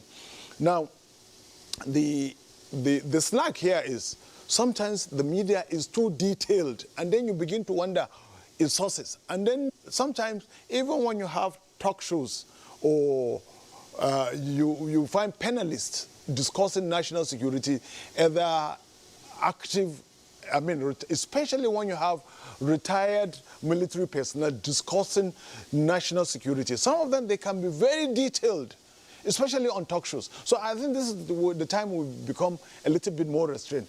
And also the government. Sometimes the government is too forward. Spokesmen of government, especially in military cycle, there are instances where they should be more restrained. You don't need to give the number of troops deployed. Given that minute detail, to me, is a no-no, because you are talking of national security, and meanwhile the enemy is watching, is listening, is reading. So it's quite, it's a kind of delicate situation. But you see, part of the element of good governance is also availability of information, how government is run the country. But in matters of strategic military deployment, I think we should be a little bit more restrained on the part of people speaking on behalf of the armed forces.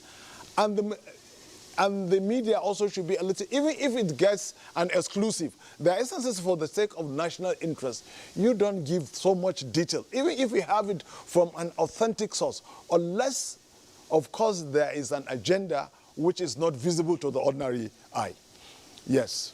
So I would say yes, the media should be a little bit more circumspect, gatekeeping should be more enhanced, and because one slight error could set the country, I mean, because as it is, the nation is very fragile, it's very delicate, and... Well, Ali, let me hold it there for now. I'll still come back to you to sustain other perspectives from various angles we may be taking you from. And back here in Abuja, you listen to Ali, but let me start with you this time around. Okay. The report we took before I went to Ali had to do with national security, and he raised germane issues there. But why should we politicize security as a people? So, national security and patriotism. What's your reaction? Well, national security is the core, and that is actually the biggest problem we have right now, because I think it's important for Nigerians, as I said before, to participate more. And part of participation in terms of information, passing information. When there's a problem, it starts from the community level. And when the problem starts, there's meant to be information passed to government. But we in Nigeria, we have this culture of, oh, I'm not going to say anything. People don't want to talk. They don't want to snitch. Even within a house, if the houseboy and the driver, they will say, oh, somebody is stealing money, but I'm not going to talk, I'm not going to say anything. So when there's no information, there's no way that government is going to know exactly what's happening. Because how many people there are in Nigeria? Like almost 200 million people. How many policemen, how many soldiers, how many NSCDC officials do we have that we can actually do so much work without the right information actually being passed? So I think the most important thing is the issue of information. People have to be more generous with that.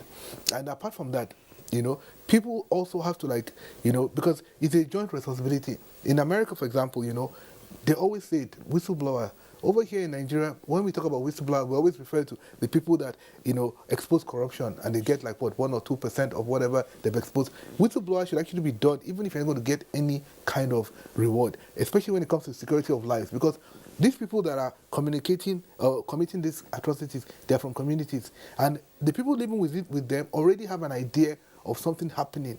So they should actually pass the information as soon as possible, even before it even reaches the stage of carrying out attacks. So I think we have to first look at it from that angle. That's the first way. And that's why I always tell people that the traditional rulers have to be given a more constitutional role, because they are the grassroots and they will actually be very, very, very effective in this issue of encouraging their people to actually pass more information. And they will do it in a way that you will not expose yourself to danger.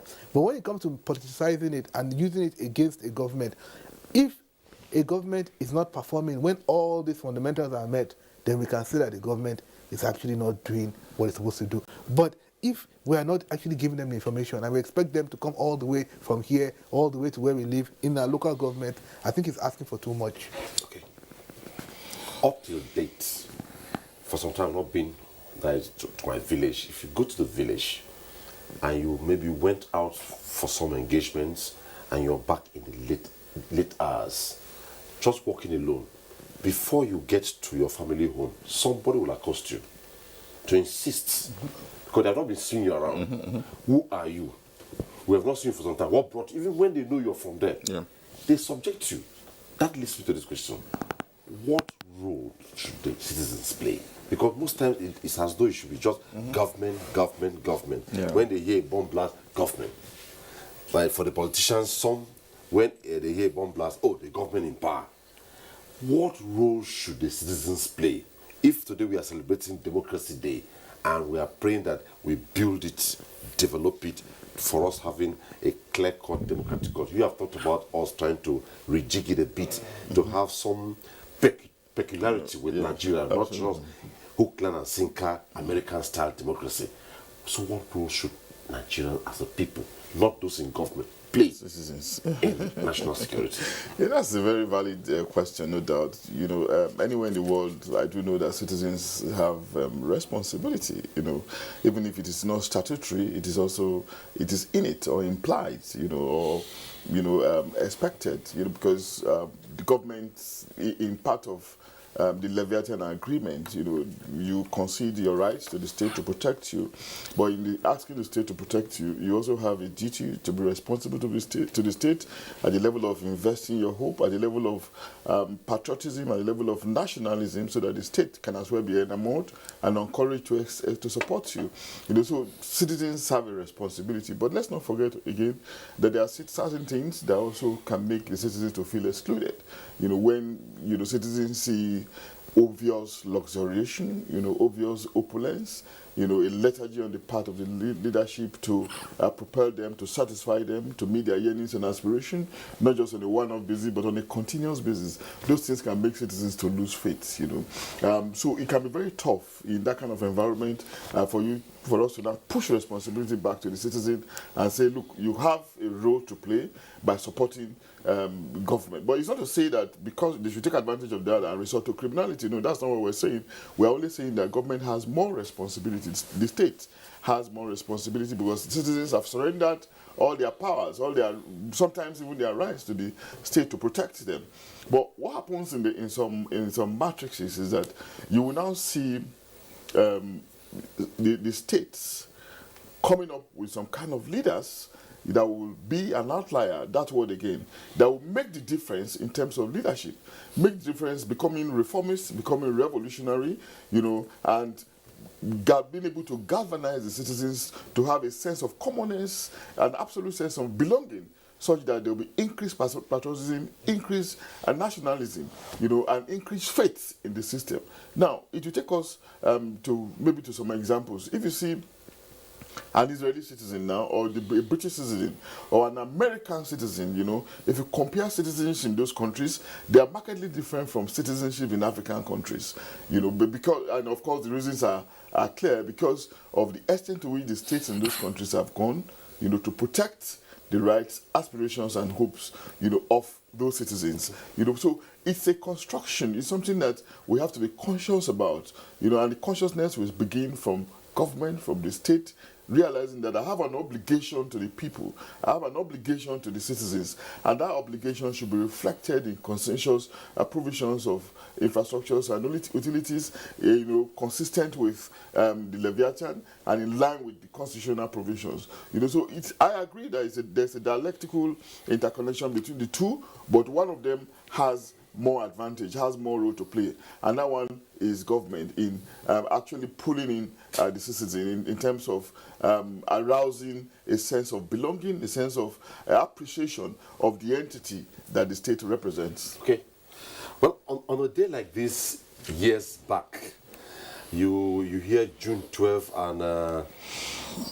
and until it was institutionalized and made a law in the country. June 12 was only heard about in the southwest, mostly in Lagos. On a day like this, here there are holidays, and we are putting something together, and at the appropriate time we'll go to Lagos to take that report. But quickly, it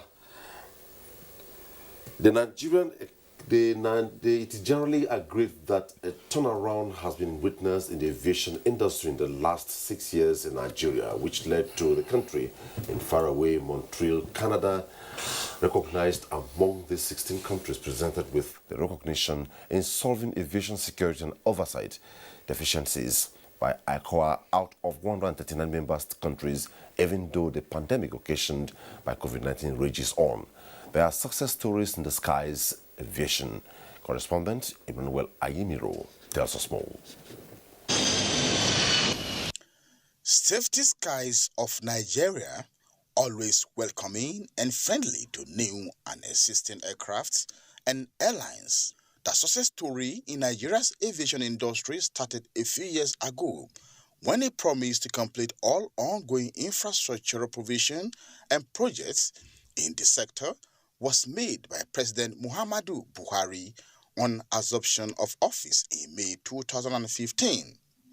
Last year, the Akano Ibiam International Airport Enugu, which was abandoned and later closed for repairs, was completed, launched, and restarted to join the list of other international airports, just like the Port Harcourt International Airport, newly built terminal building, and the Nnamdi Azikiwe International Airport, Abuja, new terminal, completed between 2018 and 2019. I think this particular government, they have done a lot. And I hear that even at the international airport in Lagos, there's also a massive change. The fact that safety is first in aviation, the instrument landing systems capable of landing aircraft at zero visibility during a severe weather, including Category 3, have been installed in Lagos and Abuja, while other airports got upgraded to Cat 2. The twin most important after infrastructural provision is safety and security. The sustenance of these in the face of COVID-19 pandemic has endeared Nigeria to the International Civil Aviation Organization, MKO, in 2019. Its 40th Triennial Assembly in Montreal, Canada, presented the Certificate of Effective Implementation of MKO Standards and Recommended Practices, which was received by the Minister of Aviation, Hadi Sirika. Similarly, the Nigerian College of Aviation Technology, Zaria, has been provided with Boeing 737 full simulator and 6 Diamond trainer aircraft to enhance local capacity and reduce capital flights. This apart from the procurement of a calibration aircraft to enhance safety and improve efficiency of air navigation. Also installed was a multi-purpose aircraft fire training simulator for the college. We will no longer go outside the country to train. We will train here in Zaria and other people will come and train in us. And our own is fully automated.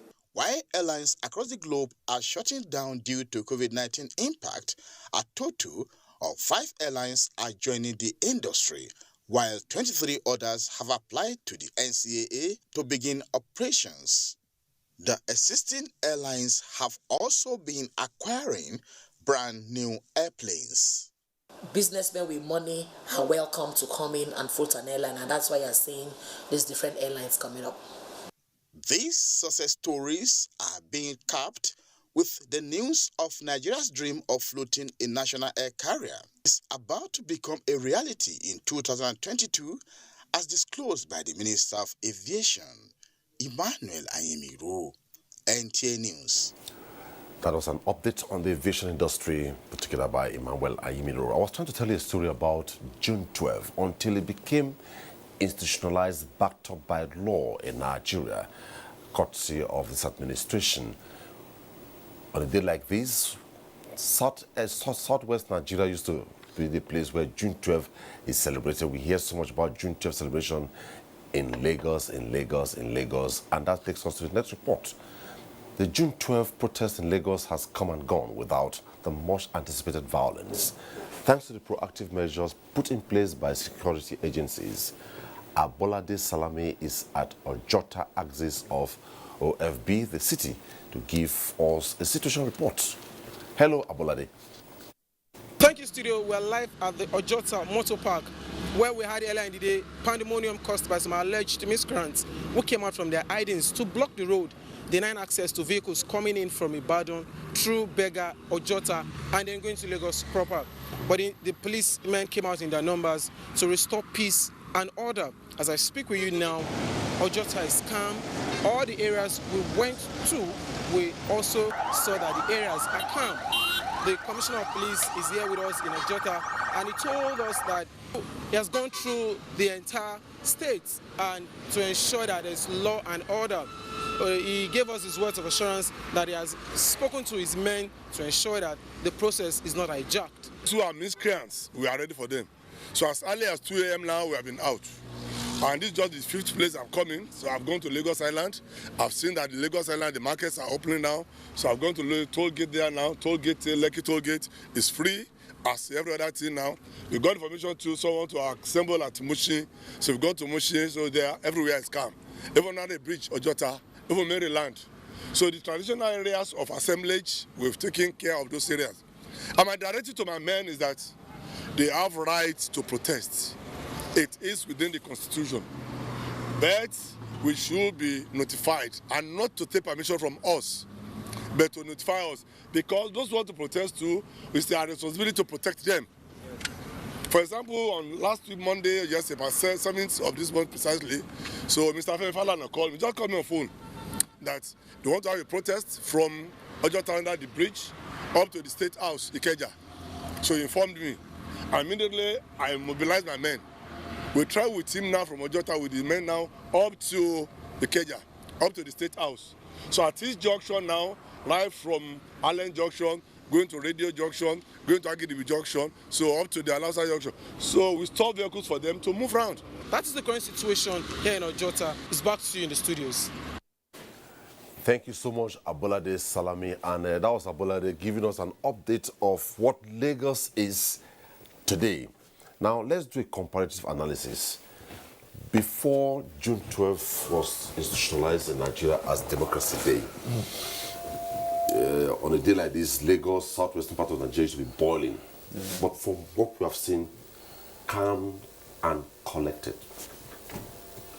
Well, it happens, really, and it just tells us that things can change. Nothing is really permanent, and do not forget as well that the recognition of June 12th, which this administration commendably and remarkably did, didn't just come on a platter of gold. It came through long years of agitations, for that election, which was a watershed, like Ali earlier acknowledged, because it diminished all our classifiers, all our dividers. It just diminished them as if they never existed. We had a Muslim ticket, and that's why we keep saying that it's a watershed. It was a monumental one. Abiola was gradually emerging as a national hero. Now, do not forget that one of the bane of this country is that over the years has been that the fact that we have actually lacked a national hero, somebody who will just come and galvanize the populace, integrate us irrespective of our many divides. Abiola was gradually emerging like that because he had a network of friends across the country. His business empire was thriving, and his politics was also rose on the back of his previous network. So the fact that we had a tragedy of June 12 because somebody didn't want to leave power, and of course he died in the process, it didn't mean that the cause, the cause that he represented was definitely going to outlive him, and that's what happened, So yes, there were agitations. The fact that it began from the southwest, it could maybe be instructive to some extent because, of course, it's from that area.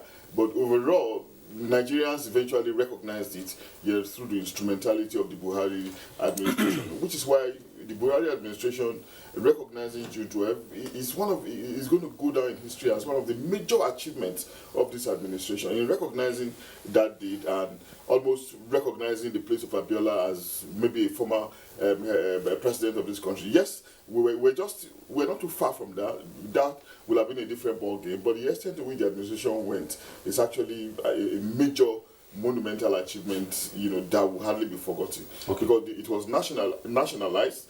The election was elevated, and it remains something that we should be celebratory about, on every June 12th, as the case could be. Let me allow Jamil relate to that briefly before we go to other issues. I know when June 12th was formally institutionalized last year, all this was celebrated.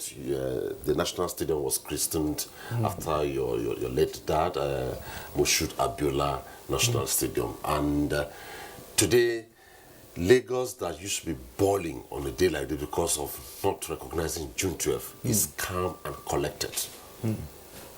Introduction.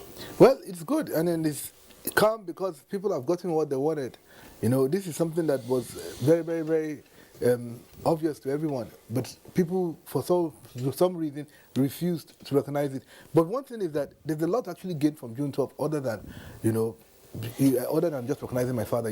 We can actually, as a country, use June 12th as a unifying force for the country because it's a time that we all, as the journalist said a couple of minutes ago, we put all the four seeing the religion, ethnicity, we put all that aside and we voted for what we felt was merit. I think we can go back in that because it's still the same Nigeria. We're still the same Nigerians. If we could do it before, we can do it again. So I think we should look beyond just June 12th as a past date. We should look at June 12th for a future relevance, which is how we as Nigerians can see it at the time that we came together and how we can actually use that to come back together again. Because, you know, when we have all this animosity and all this distrust, we can actually build on what we actually had on June 12th to actually bring or rekindle the passion of our patriotism. Because June 12th, I think we should look at as a source of motivation and inspiration going forward so that we can actually gain from this tragedy more effectively towards the future. I think June 12th should be looked at as a unifier. Okay. When small, medium enterprises are being mentioned globally, Nigeria is always listed first in Africa with the report on women in SMEs. Let's take a listen to that report.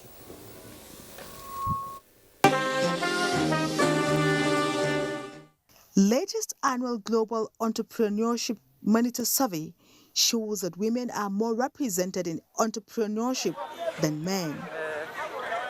This is said to be connected with the fact that entrepreneurial development has been accepted globally as a yardstick for ending poverty and achieving sustainable development. The WTO wants to see trade as an engine of economic growth, which is what we all need during this pandemic.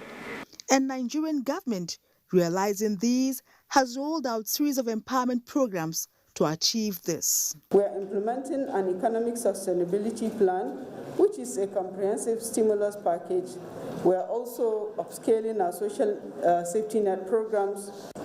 We must also give women the opportunities and the tools with which to be socially, financially, and economically empowered. The beneficiaries of this program will make good use of the opportunity to increase their income, enhance their food security, and contribute towards improving their living standard. The way things are going now, no matter how little, it helps. Now that we got the 30,000, it has really helped us because we needed working capital. Nigeria now has 23 million female-owned enterprises, representing 41%, as against the male 39%. Mama Ladi Shombo, a widow from Mina in Niger State, can attest to this, using locally sourced materials to produce a variety of household beauty products and cosmetics. For the past 20 years I've been in this business. I've been able to train my children. I've been able to empower a lot of youths and women. I've been able to sustain myself, and I'm self-reliant. Because my products are made from shea butter, and they are natural products. Many more women coming in and expanding their scope and horizons, from textile to agriculture, beauty products, and even venturing into ICT. And this is made from sesame seed, cashew, and tiger nut. Farm in Nigeria, made from sesame, farm in Nigeria. Why can't we add value to what we have? No doubt, the integral role of women as part of economic development is playing out, with more women now contributing more significantly to household incomes and national economic growth. This became more pronounced in the last 6 years of this administration, with more successful stories on women in small, medium enterprises. Momso Damien Dati, NTA News. Thank you so much, Momso Damien Dati. And we shall be going to Kano shortly, as soon as the signals from Kano are up again. Quite revealing there, 23 million female-owned SMEs in Nigeria currently. Yeah, it is very interesting to see that we're beginning to tend to sectors that are ordinarily hit at a disadvantage, and the women folk is a very critical sector in that regard, so if we're paying greater attention to them and it's being reflected in their participation in a vital economic segment like the SMEs, then that's really gratifying. Do not forget that economies are largely stimulated by some of these small and medium-scale enterprises because they have a way of triggering multipliers, which rubs off on through consumption, eventually rubbing off on the micro and macroeconomic indices. So the fact that we're able to register this through the prism of women is very commendable, like I said earlier. But more importantly, we need to also go further. We are seeing the increasing recognition of women in the economic sphere. What about in the political sphere? I'm aware that there are bills in the legislature working towards this, but in addition to the bills as well is the need for us to begin changing the narrative around the dominance, around patriarchy, realizing that the women folk, are very, very important across institutions, far beyond the family institution to the secular ones. But again, there are some impediments around culture, around religion, which needs addressing. We are likely silent about these impediments, but we need to begin to make conscious efforts to address to addressing some of these impediments, so that we can move from the level that we are now, which makes us look primitive, look pedestrian in terms of how we recognize vulnerable, disadvantaged groups, to a level where we could say that we are becoming increasingly civilized, because civilization is a wholesome thing, it's a holistic thing. It's not something you look at from only one sector, maybe through development, infrastructures, employment. No, it also comes through our attitude, how we regard ourselves, how we're able to show concern for ourselves, whether you are strong or weak. How do we bring about harmony in the process? So beyond us talking about ethnic harmony, religious harmony, we need to also talk about, the harmony of the sectors. How well are we doing this? It's very important. We are seeing the narrative, we are seeing discussions going towards that line with these statistics you just read out. But we need these things to be sustained, on a much more, on a longer lasting basis. It shouldn't just be a one-off thing. Okay. We are in post-Beijing, and within post-Beijing, we are talking about 12 critical areas of concern. And if by today, by the last report, 23 million female-owned SMEs, would you say truly that conference and now, and indeed, the policy of inclusivity by the current administration is playing out?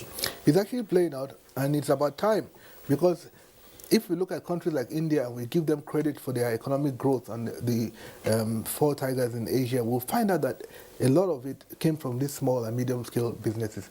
And if we have women given a better role and they are playing a more active role in a commercial activity, then definitely it's going to have a very, very positive multiplier effect in the medium and in the long term for a country to grow. Already, you are from the South, you know that women there play a very fantastic role, and they're very, play a very positive role in the family, beyond the family setting.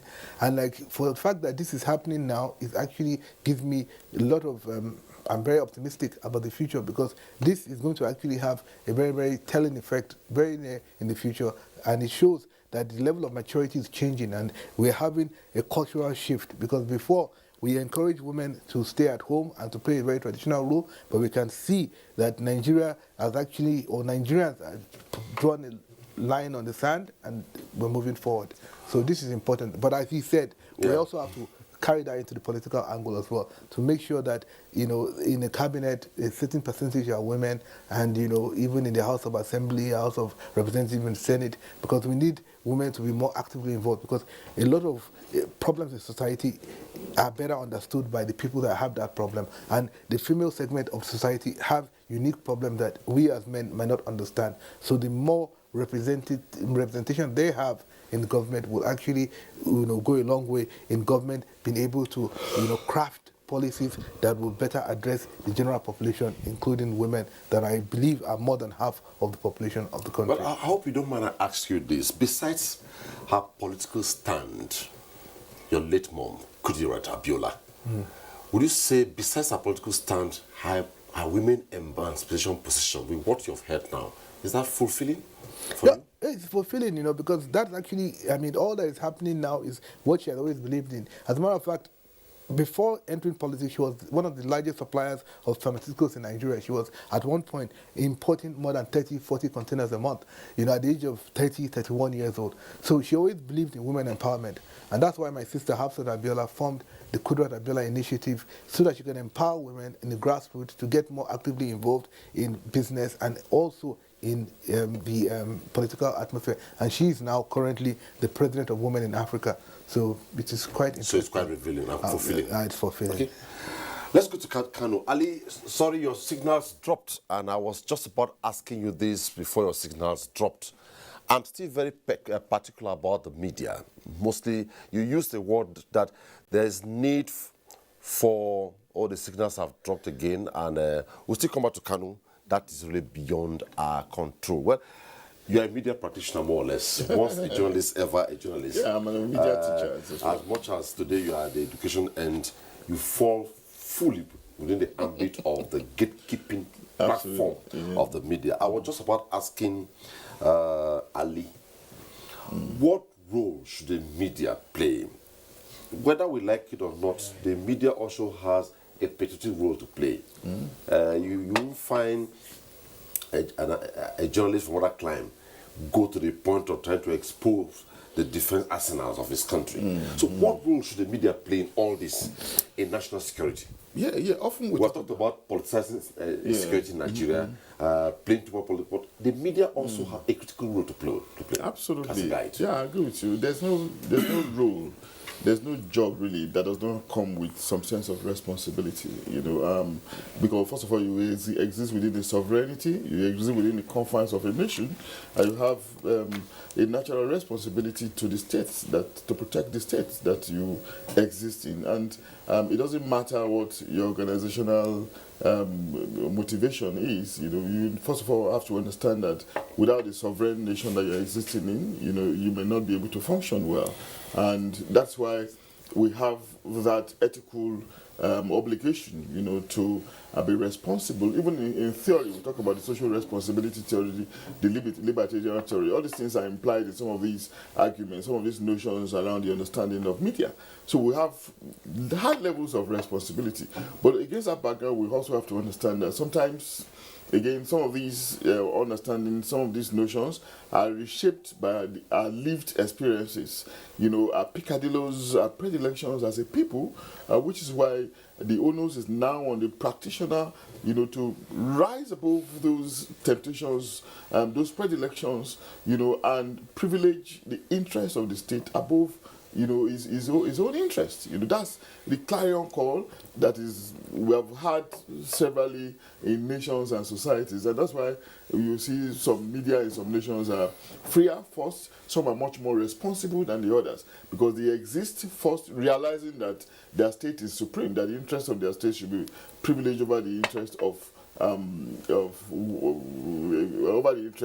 over self-interest or the interest of some mischief makers who ordinarily would want to sponsor them. And I will just tell you again, that's why in cultures we have heard about embellishing media practitioners within military circles during battles. You know, this is not ordinary. It's just for them, you know, rightly or wrongly or correctly or incorrectly, you know, to be restricted, to be moderated in the kind of report that they will do. So they are embellishing them, putting them in the center of action so that they can be much more informed from the point of view of the combatants, you know, not necessarily to stifle them or to prevent them from being from freely doing their job, but for them to be informed from the point of view of the combatant, realizing that there's a nobler role that they are playing, you know, as professionals, and that the forces who are fighting too are also making great sacrifices, playing even a much more nobler role for the nation that they belong to. So these things are processes, but we have to come to that understanding. And again, the space of modern communication technology has made it so much imprecise, so much nebulous, where we have digital media, social media, so you see mischief makers, nihilists, terrorists taking advantage of this. That's the crisis we're also dealing with, the crisis of the age, and that's why we're talking about the need for increased media education, media literacy, so that people can largely be able to discern, between the good, the bad, and the ugly. And of course, they will make up their mind, not just take things hook, line, and sinker, because we do not know the extent to which the liberalization of media space will be. It's a continuing thing because technology is growing, but of course, we have overall our own obligation, which is to be responsible citizens, responsible professionals, first and foremost. Okay, just as a recap, I know my colleague Fisayo hinged on this largely, but just a snippet of it. Mr. President's broadcast to Nigerians today, how did it touch you? Well, it was very, very, it hit the nail in the head, because as a writer, the first book I wrote was called Realistic Hopes. And what I emphasized on in that book was youth taking a role, participating. And one thing that the president said was that he wants to actually tackle youth employment, you know, and that book also touched on poverty. I wrote that book around 2012, almost 10 years ago. And that is because I know very well that those two issues are like a ticking time bomb. You don't address them, everything is going to blow up, you know. And like, so in Realistic Hopes, I kept focusing on that. My hero was actually representing the two. It was poor and it was part of the youth. And at the end of the day, the president, you know, in that country I wrote about was in Egypt, actually addressed the problem in a speech, and he actually, you know, empowered the youth because he wants to use them to tackle poverty. So I was very, very touched, and I'm very happy that he mentioned what he mentioned. And I'm also happy as well about the issue of like the CBN focusing on agriculture and all of that, because that further touches on what I just mentioned, because with agriculture we can tackle poverty and we can actually create youth employment. So it's like killing two birds with a stone. So the speech hit the nail in the head, and I'm glad that this is his vision for Nigeria, and I'm glad that he also announced he's going to actually come up with another strategy and will give us more details later on. So this is what we need, a visionary leadership, and for us to now as citizens play our own role, because, you know, if the head is good and the other part not good, it's not going to work out. So it's like a team effort. So happy about that. Democracy in itself, besides the fact that they will say it's government for the people, by the people, and name it, it has some colorations that you cannot wish away. Permanent interest, no permanent enemies. It keeps evolving. And I know sometime at some point in the discussion, I try to say, is there any way at some point we say, okay, let's now also adjust this democracy we have fashioned after the United States of America to have the full coloration of Nigeria? But in achieving that, let's look at this issue, the elite factor and the evolving Nigerian democracy. That's the fundamental one. Yeah, well, yeah, in any system, really, even from history, the elites often have very significant role to play in the evolution of that society. And when we're talking about elites now, it's not just about those who are lettered, maybe those who are educated. No, elites can be much more involving, you know.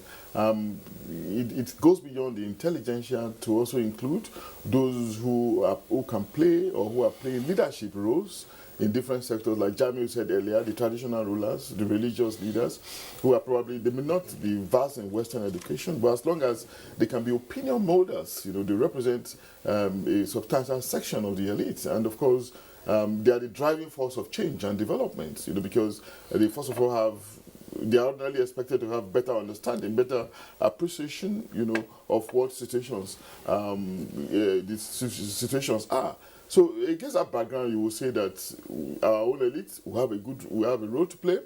But beyond that is also to say that in many years, the elites have failed the people, you know, because they have been the bane of the development crisis. They have been in the center of it, and otherwise we should have made much progress than we are making. But maybe we should also identify for once, you know, the present president. He came in on the back of integrity and credibility, and largely he has sustained that. Even though some people will disagree with this, but he has sustained that because very much unlike his predecessors, I've never, correct me if I'm wrong, I've never had him building a castle somewhere or building a mansion on a hill. He still remained himself after 6 years in power. We've not heard of some of these personal things that we hear about some former presidents or around him, that he's doing this, he's doing that. So he has kept that largely, you know, but maybe we could say that it has not permitted all his rank, all members of his lieutenants or so. That's another argument anyway. But from his own person, you know, even his resources, you can actually argue that it probably looks like his frame to some extent. So to that extent, we could say that, you know, he represents, you know, one shade of the kind of elite that we probably need in this country. Somebody that cherishes some values, some virtues, you know, from where others can learn from. Because those are the kind of exemplars that we need. People who can be differently and positively identified, you know, identified with, you know, some positive things that others can learn from. You know, we do not want a situation where the population of the elite is made up of people who are prebendal, people who are less sacrificial, you know, people who are just interested in festering their nests and those of their families, you know. And that's why we're talking about the failure of institutions, because those individuals, you know, see themselves as being higher than the institutions, whereas it should be the other way around. So a lot more responsibility on the elite as well, you know, and it is not too late. Okay. I hear Ali. Ali is back in Kano. Ali, directing this question at you, just listen to me copiously, and because it will be a bit delicate if you don't get it right.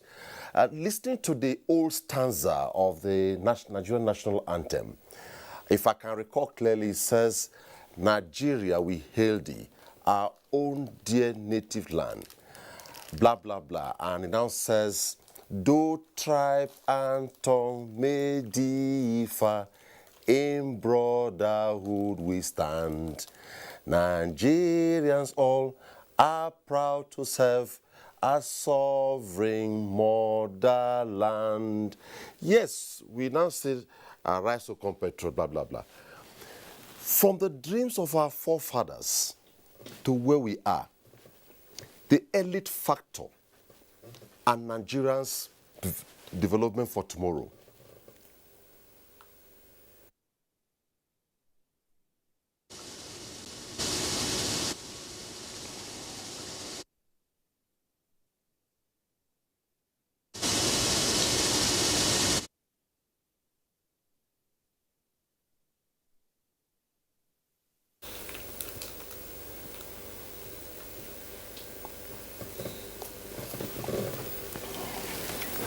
Okay, Ali, my simple question, though you lost the beauty of it, is the elite factor, the vision of our forefathers, our founding fathers, where Nigeria is, and the hope for tomorrow, judging from the old stanza of the old national anthem of Nigeria. And the conclusion was, "Though tribe and tongue may differ, in brotherhood we stand."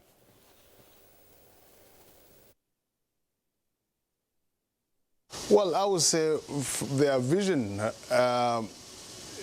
if what had transpired from post-colonial Nigeria, you see that their vision has not been really realized. Why? Because especially after the first military incursion into the political arena, you see that vision was truncated.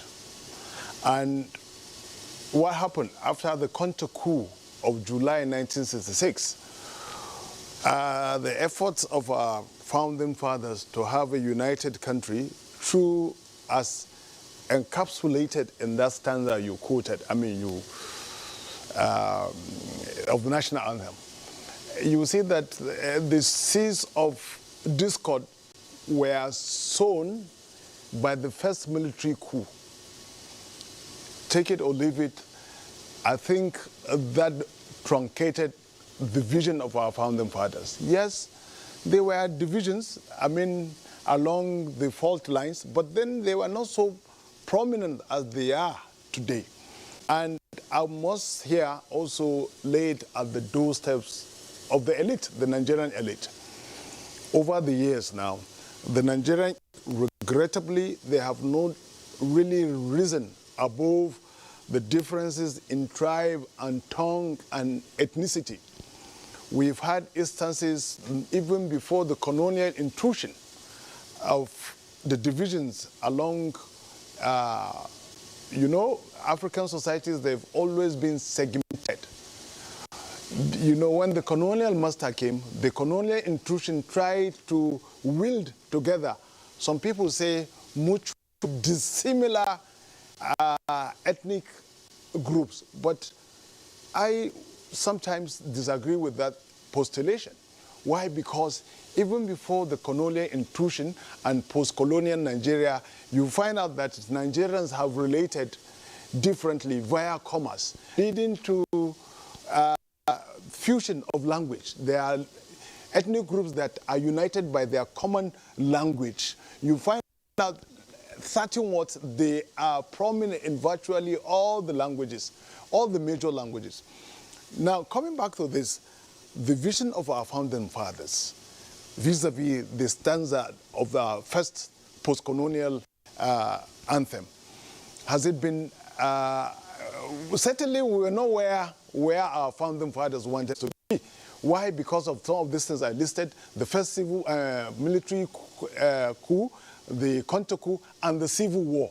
But what happened after the civil war? I must say here, immediately after the first civil war in 1970, it was a remarkable healing, thanks largely to the government of General Gawan.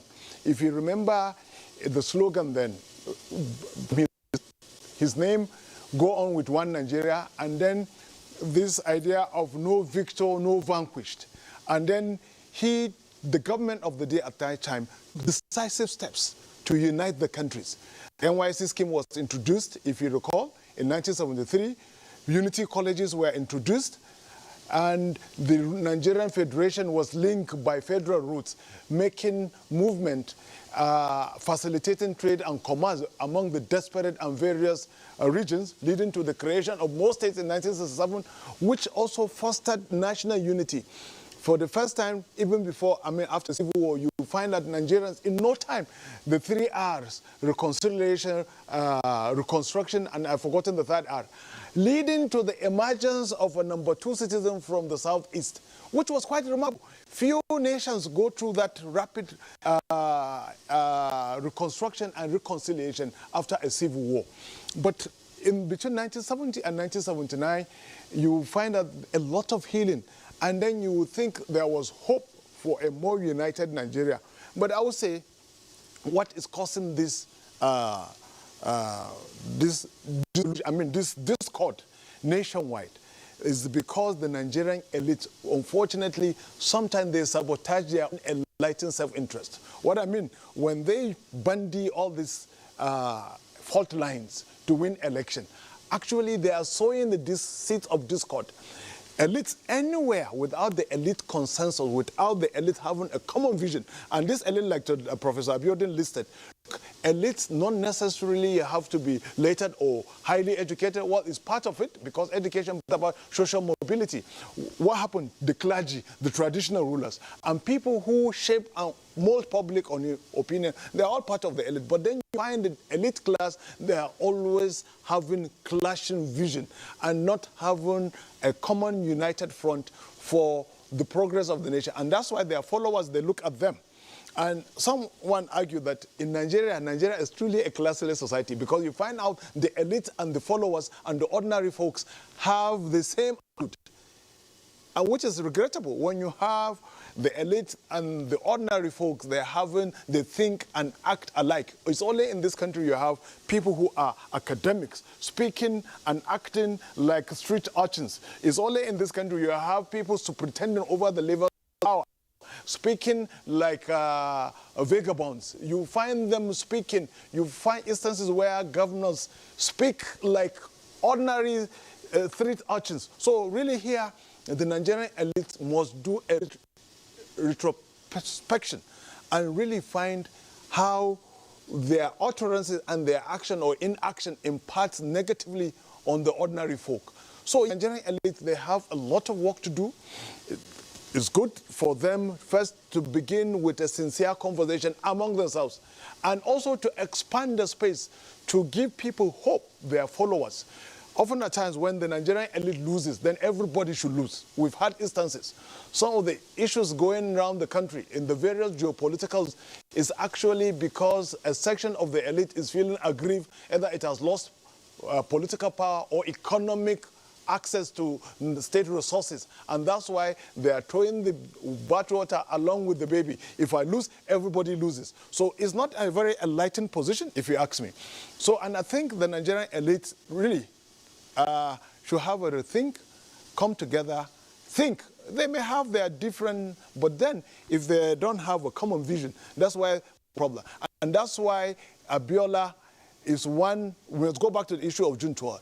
Because he was able to build a network of expansive social cycle and even political cycle, and exhibited a remarkable ability to accommodate shades of opinion and then give hope to ordinary Nigerians. And that's why in Kano, he won an election. The people of Kano rejected their own son because they could relate to Abiola. So, in my own view, what will it take to have an elite like Abiola, who was a unifier, like Mr. Abiola there, Gino said, June 12 is a unifier, but you see, just like the aggression, the struggle also to actualize June 12 post-annulment became a regional thing. It was a national mandate reduced to an to a sectional, regional struggle for the actualization, and in the process antagonizing people who ordinarily voted for Abiola because they related to him as a pan-Nigerian with a pan-Nigerian vision. So really, the Nigerian elite, they have a lot of work to do, because if the boat is finally rocked, it's largely because of they could not locate their own self-enlightening interests, pursue it, and then carry everybody along. Ali, it was nice getting that perspective from you, and I don't want to take a risk. Your signal sites are freezing. I would have said I'll take another shot on you, but at this point, thank you so much for being part of the program, Ali, Deputy President, Nigerian Guild of Editors. Nigerian Guild of Editors. Have me. Joined us from our Kano station. And moving on now, the shift of Democracy Day from May 29 to June 12th by President Muhammadu Buhari is of great significance, as it is a reflection of the premium the present administration places on sustaining democratic governance, given the political history of Nigeria. The report. One date that has remained on the lips of Nigerians is June 12, which has today become the face of democracy in Nigeria, as the President Muhammadu Buhari administration has instituted it.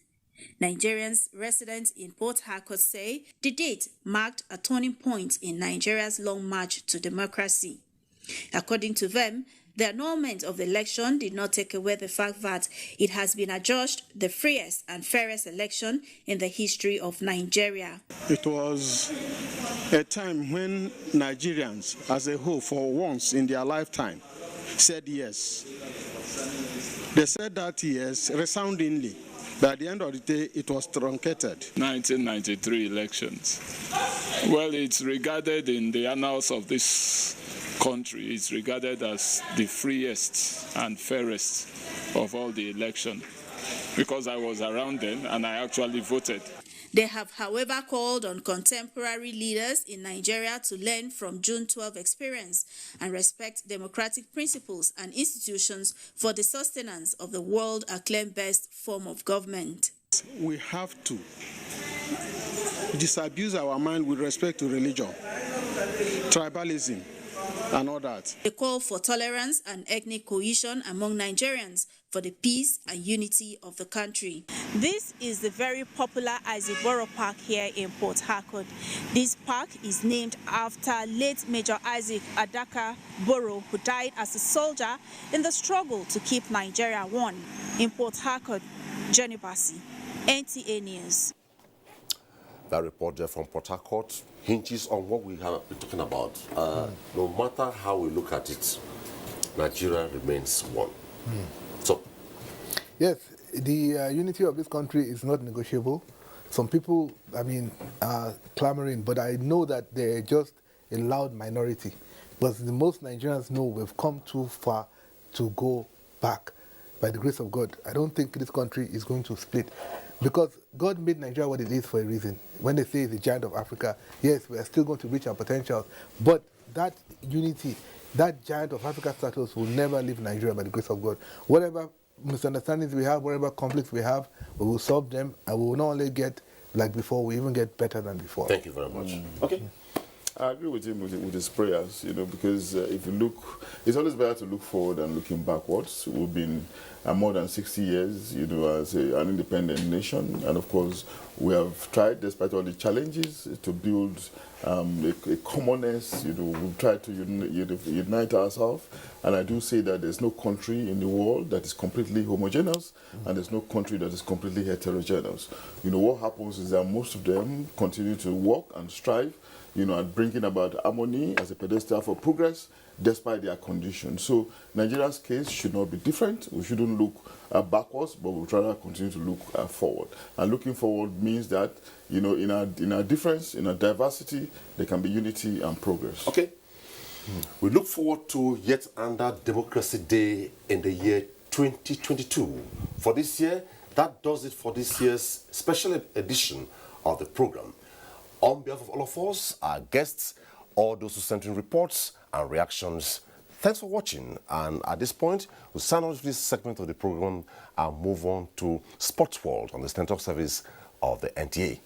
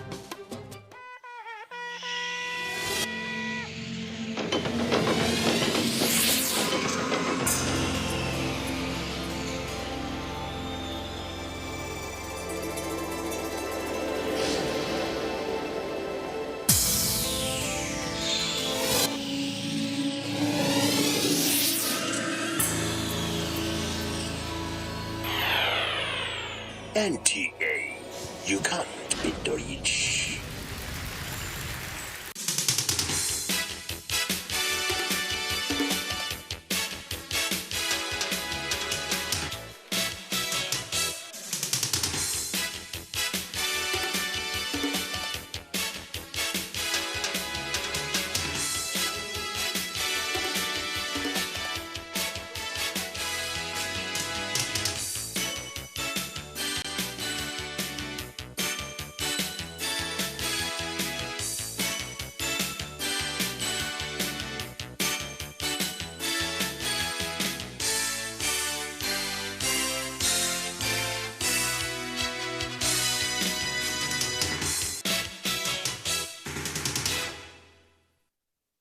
I never get this kind of thing, or I hear it. There was this broadcast on Villa Updates, which I'm part of, and I got the information there that we should apply for survivor fund. I thought it was a scam, but truly it wasn't a scam. To my great surprise, we actually got a lot of 30,000. I have 5 staff, including the making 6. We got a lot of 30,000, like 3 weeks later. This is the first time I'm getting anything from this government. Even from past governments, I have never gotten anything from them. It was a great relief for us because during the COVID-19, things were so tough. I really thank the government for this great gesture because it has helped a lot. On the vast expanse that shelters us, life is gay. We are cool. We are trendy. Energy moves us. We are jesters. Laughter comes natural to some. Tension grabs others. Sport is our game, our oxygen. Because with the round leather, we ball, we hustle, we launch rockets, all over the land, north and south, in our thousands, we are united in the pursuit of glory because we are encapsulated by the high FL. It is what we are. We live for the game. It's game time. Reactions to the round of 16 draws of the Higher Institutions Football League have been bullish to say the least, yet there can only be one winner. But this is the time for the Gladiators to strut their stuff as they intensify preparations for the intense match days ahead. On this episode of Game Time, we shall hear from loads of university sports directors, sponsors and stakeholders on their impressions of the groups, the rivalries reawakened, and the potential banana skin on the way as appetites are whet for the business end of the IFL. It's game time. Nivea Men Deep Antiperspirant with black carbon formula, 48-hour protection from sweat and bacteria.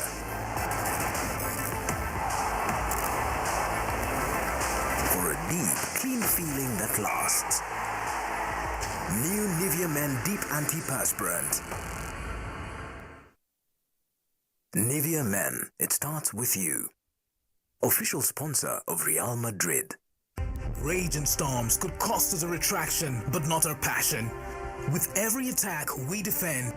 Every dribble, we tackle. Every blind we strike. And that's why for 2021, it's game on. IFL is back and better. Come cheer your school teams to fame and glory. Proud sponsors, Stanbic IBTC, Nivea Men, media partners, Super Sports, Prima FM, and Complete Sports. There are going to be people who tell you that you cannot make it, that your dreams and ideas are too big. I prove them all wrong. Proving that your ideas only need the right platform to nurture, the right place to achieve your goals, a place where opportunities truly exist. My success story began with Hivasa. Explore any of our 6 ways to success today. Join our unique ecosystem of equal opportunities. Hivasa. Opportunity has a hive. One after the other, the names came out of the pot and heralded mouth-watering groupings and fixtures that provoked nostalgic feelings among alumni and elicited energy among current students of all 16 teams left in the Higher Institutions Football League. It was an evening that had IFL Chairman Dr. Oyekachi Onubogu and NUGA President Professor Stephen Hamafietu, sponsors, sport directors of all competing universities, leading media practitioners and other stakeholders in attendance. The first spot has OAU Giants as the Super 4 team. They are up against Adekunle Ajasin University Akubra OAU Luminaries, Federal University of Technology Akure Futa Tigers, and the University of Lagos Unilag Marines. This spot immediately throws up historically significant meetings of OAU and Unilag, who are confident their teams are ready for the grind, but Great Ife's experience in this competition is huge. The good thing about it is that it's going to be fun. We all are in the same pool. We all know ourselves, and most of our boys, they all play similar football. So it's going to be very interesting. For Unilag, well, I wish them the best, but let us cross the first hurdle of meeting Akungba. Once anybody that scales through from that, we're not going to say, but we know very well that we are ready for the tournament. Well, because we are not used to we are not new to the trade. We knew very well that you're qualifying for the Super 4, the tax is higher. So we have been playing friendly matches. We have been playing, in fact, the team itself was registered to play the local league within Ife. So they are busy, they have been busy. We have been following other universities. So they are in shape and they are ready. We will definitely beat Ife. There is no way. There's no way we will not beat Ife. I mean, what are we talking about? Now, last game we've been playing professional players, professional teams. Ife has been playing local league. So definitely we are better than Ife by all ramifications. So then, can you make it out of the group? Definitely. I'm 100% sure of that. And what about the huge couple of Ondo State derbies between the Tigers and Luminaries, who are separated by a less than 2-hour drive between Akure and Akuba? We have been able to qualify from one of the most difficult zones for us to qualify for the round of 16. Our zone, we are 5. We play 4 matches for us to be able to qualify from that zone. So now, compared to somebody that played just 2 matches and qualified for the round of 16. So that was an acid test for my team. So, and the boys are mentally, psychologically, physically, ready for the next round of 16. There's no time any day that I've ever met FUTA, Federal University of Technology Akure, they have never defeated me before. Futa have never defeated me before. So the last one that we played in our, we defeated Unilag. So I've defeated Unilag before. So the only team that I believe that we have not met as far as football is concerned is Obafemi Awolowo University. So and we are promising that we are going to definitely defeat them, both home and away. We have a very strong team. We played against Unilag Marine in Unilag, and we beat them there. So let me come, we'll beat them again. We are up to the task. Yes. Tell me about that derby between you and AAUA luminaries, Akumba. Akumba is a very good team. I've watched them play, but we have a way of beating them. We know we have the strategy of beating them, so we will also beat them. It's no problem. A resurgent University of Nigeria, Nsukka UNN Lions, who won their qualification group, Uniben Royals, who earned more points than any other team in the qualifiers, the Minders from Ignatius Ajuri University of Education, who scored the highest number of goals in the qualification stage, and defending champions Unical Malawites make up for 2, easily the group of death. But the reigning kings are confident of making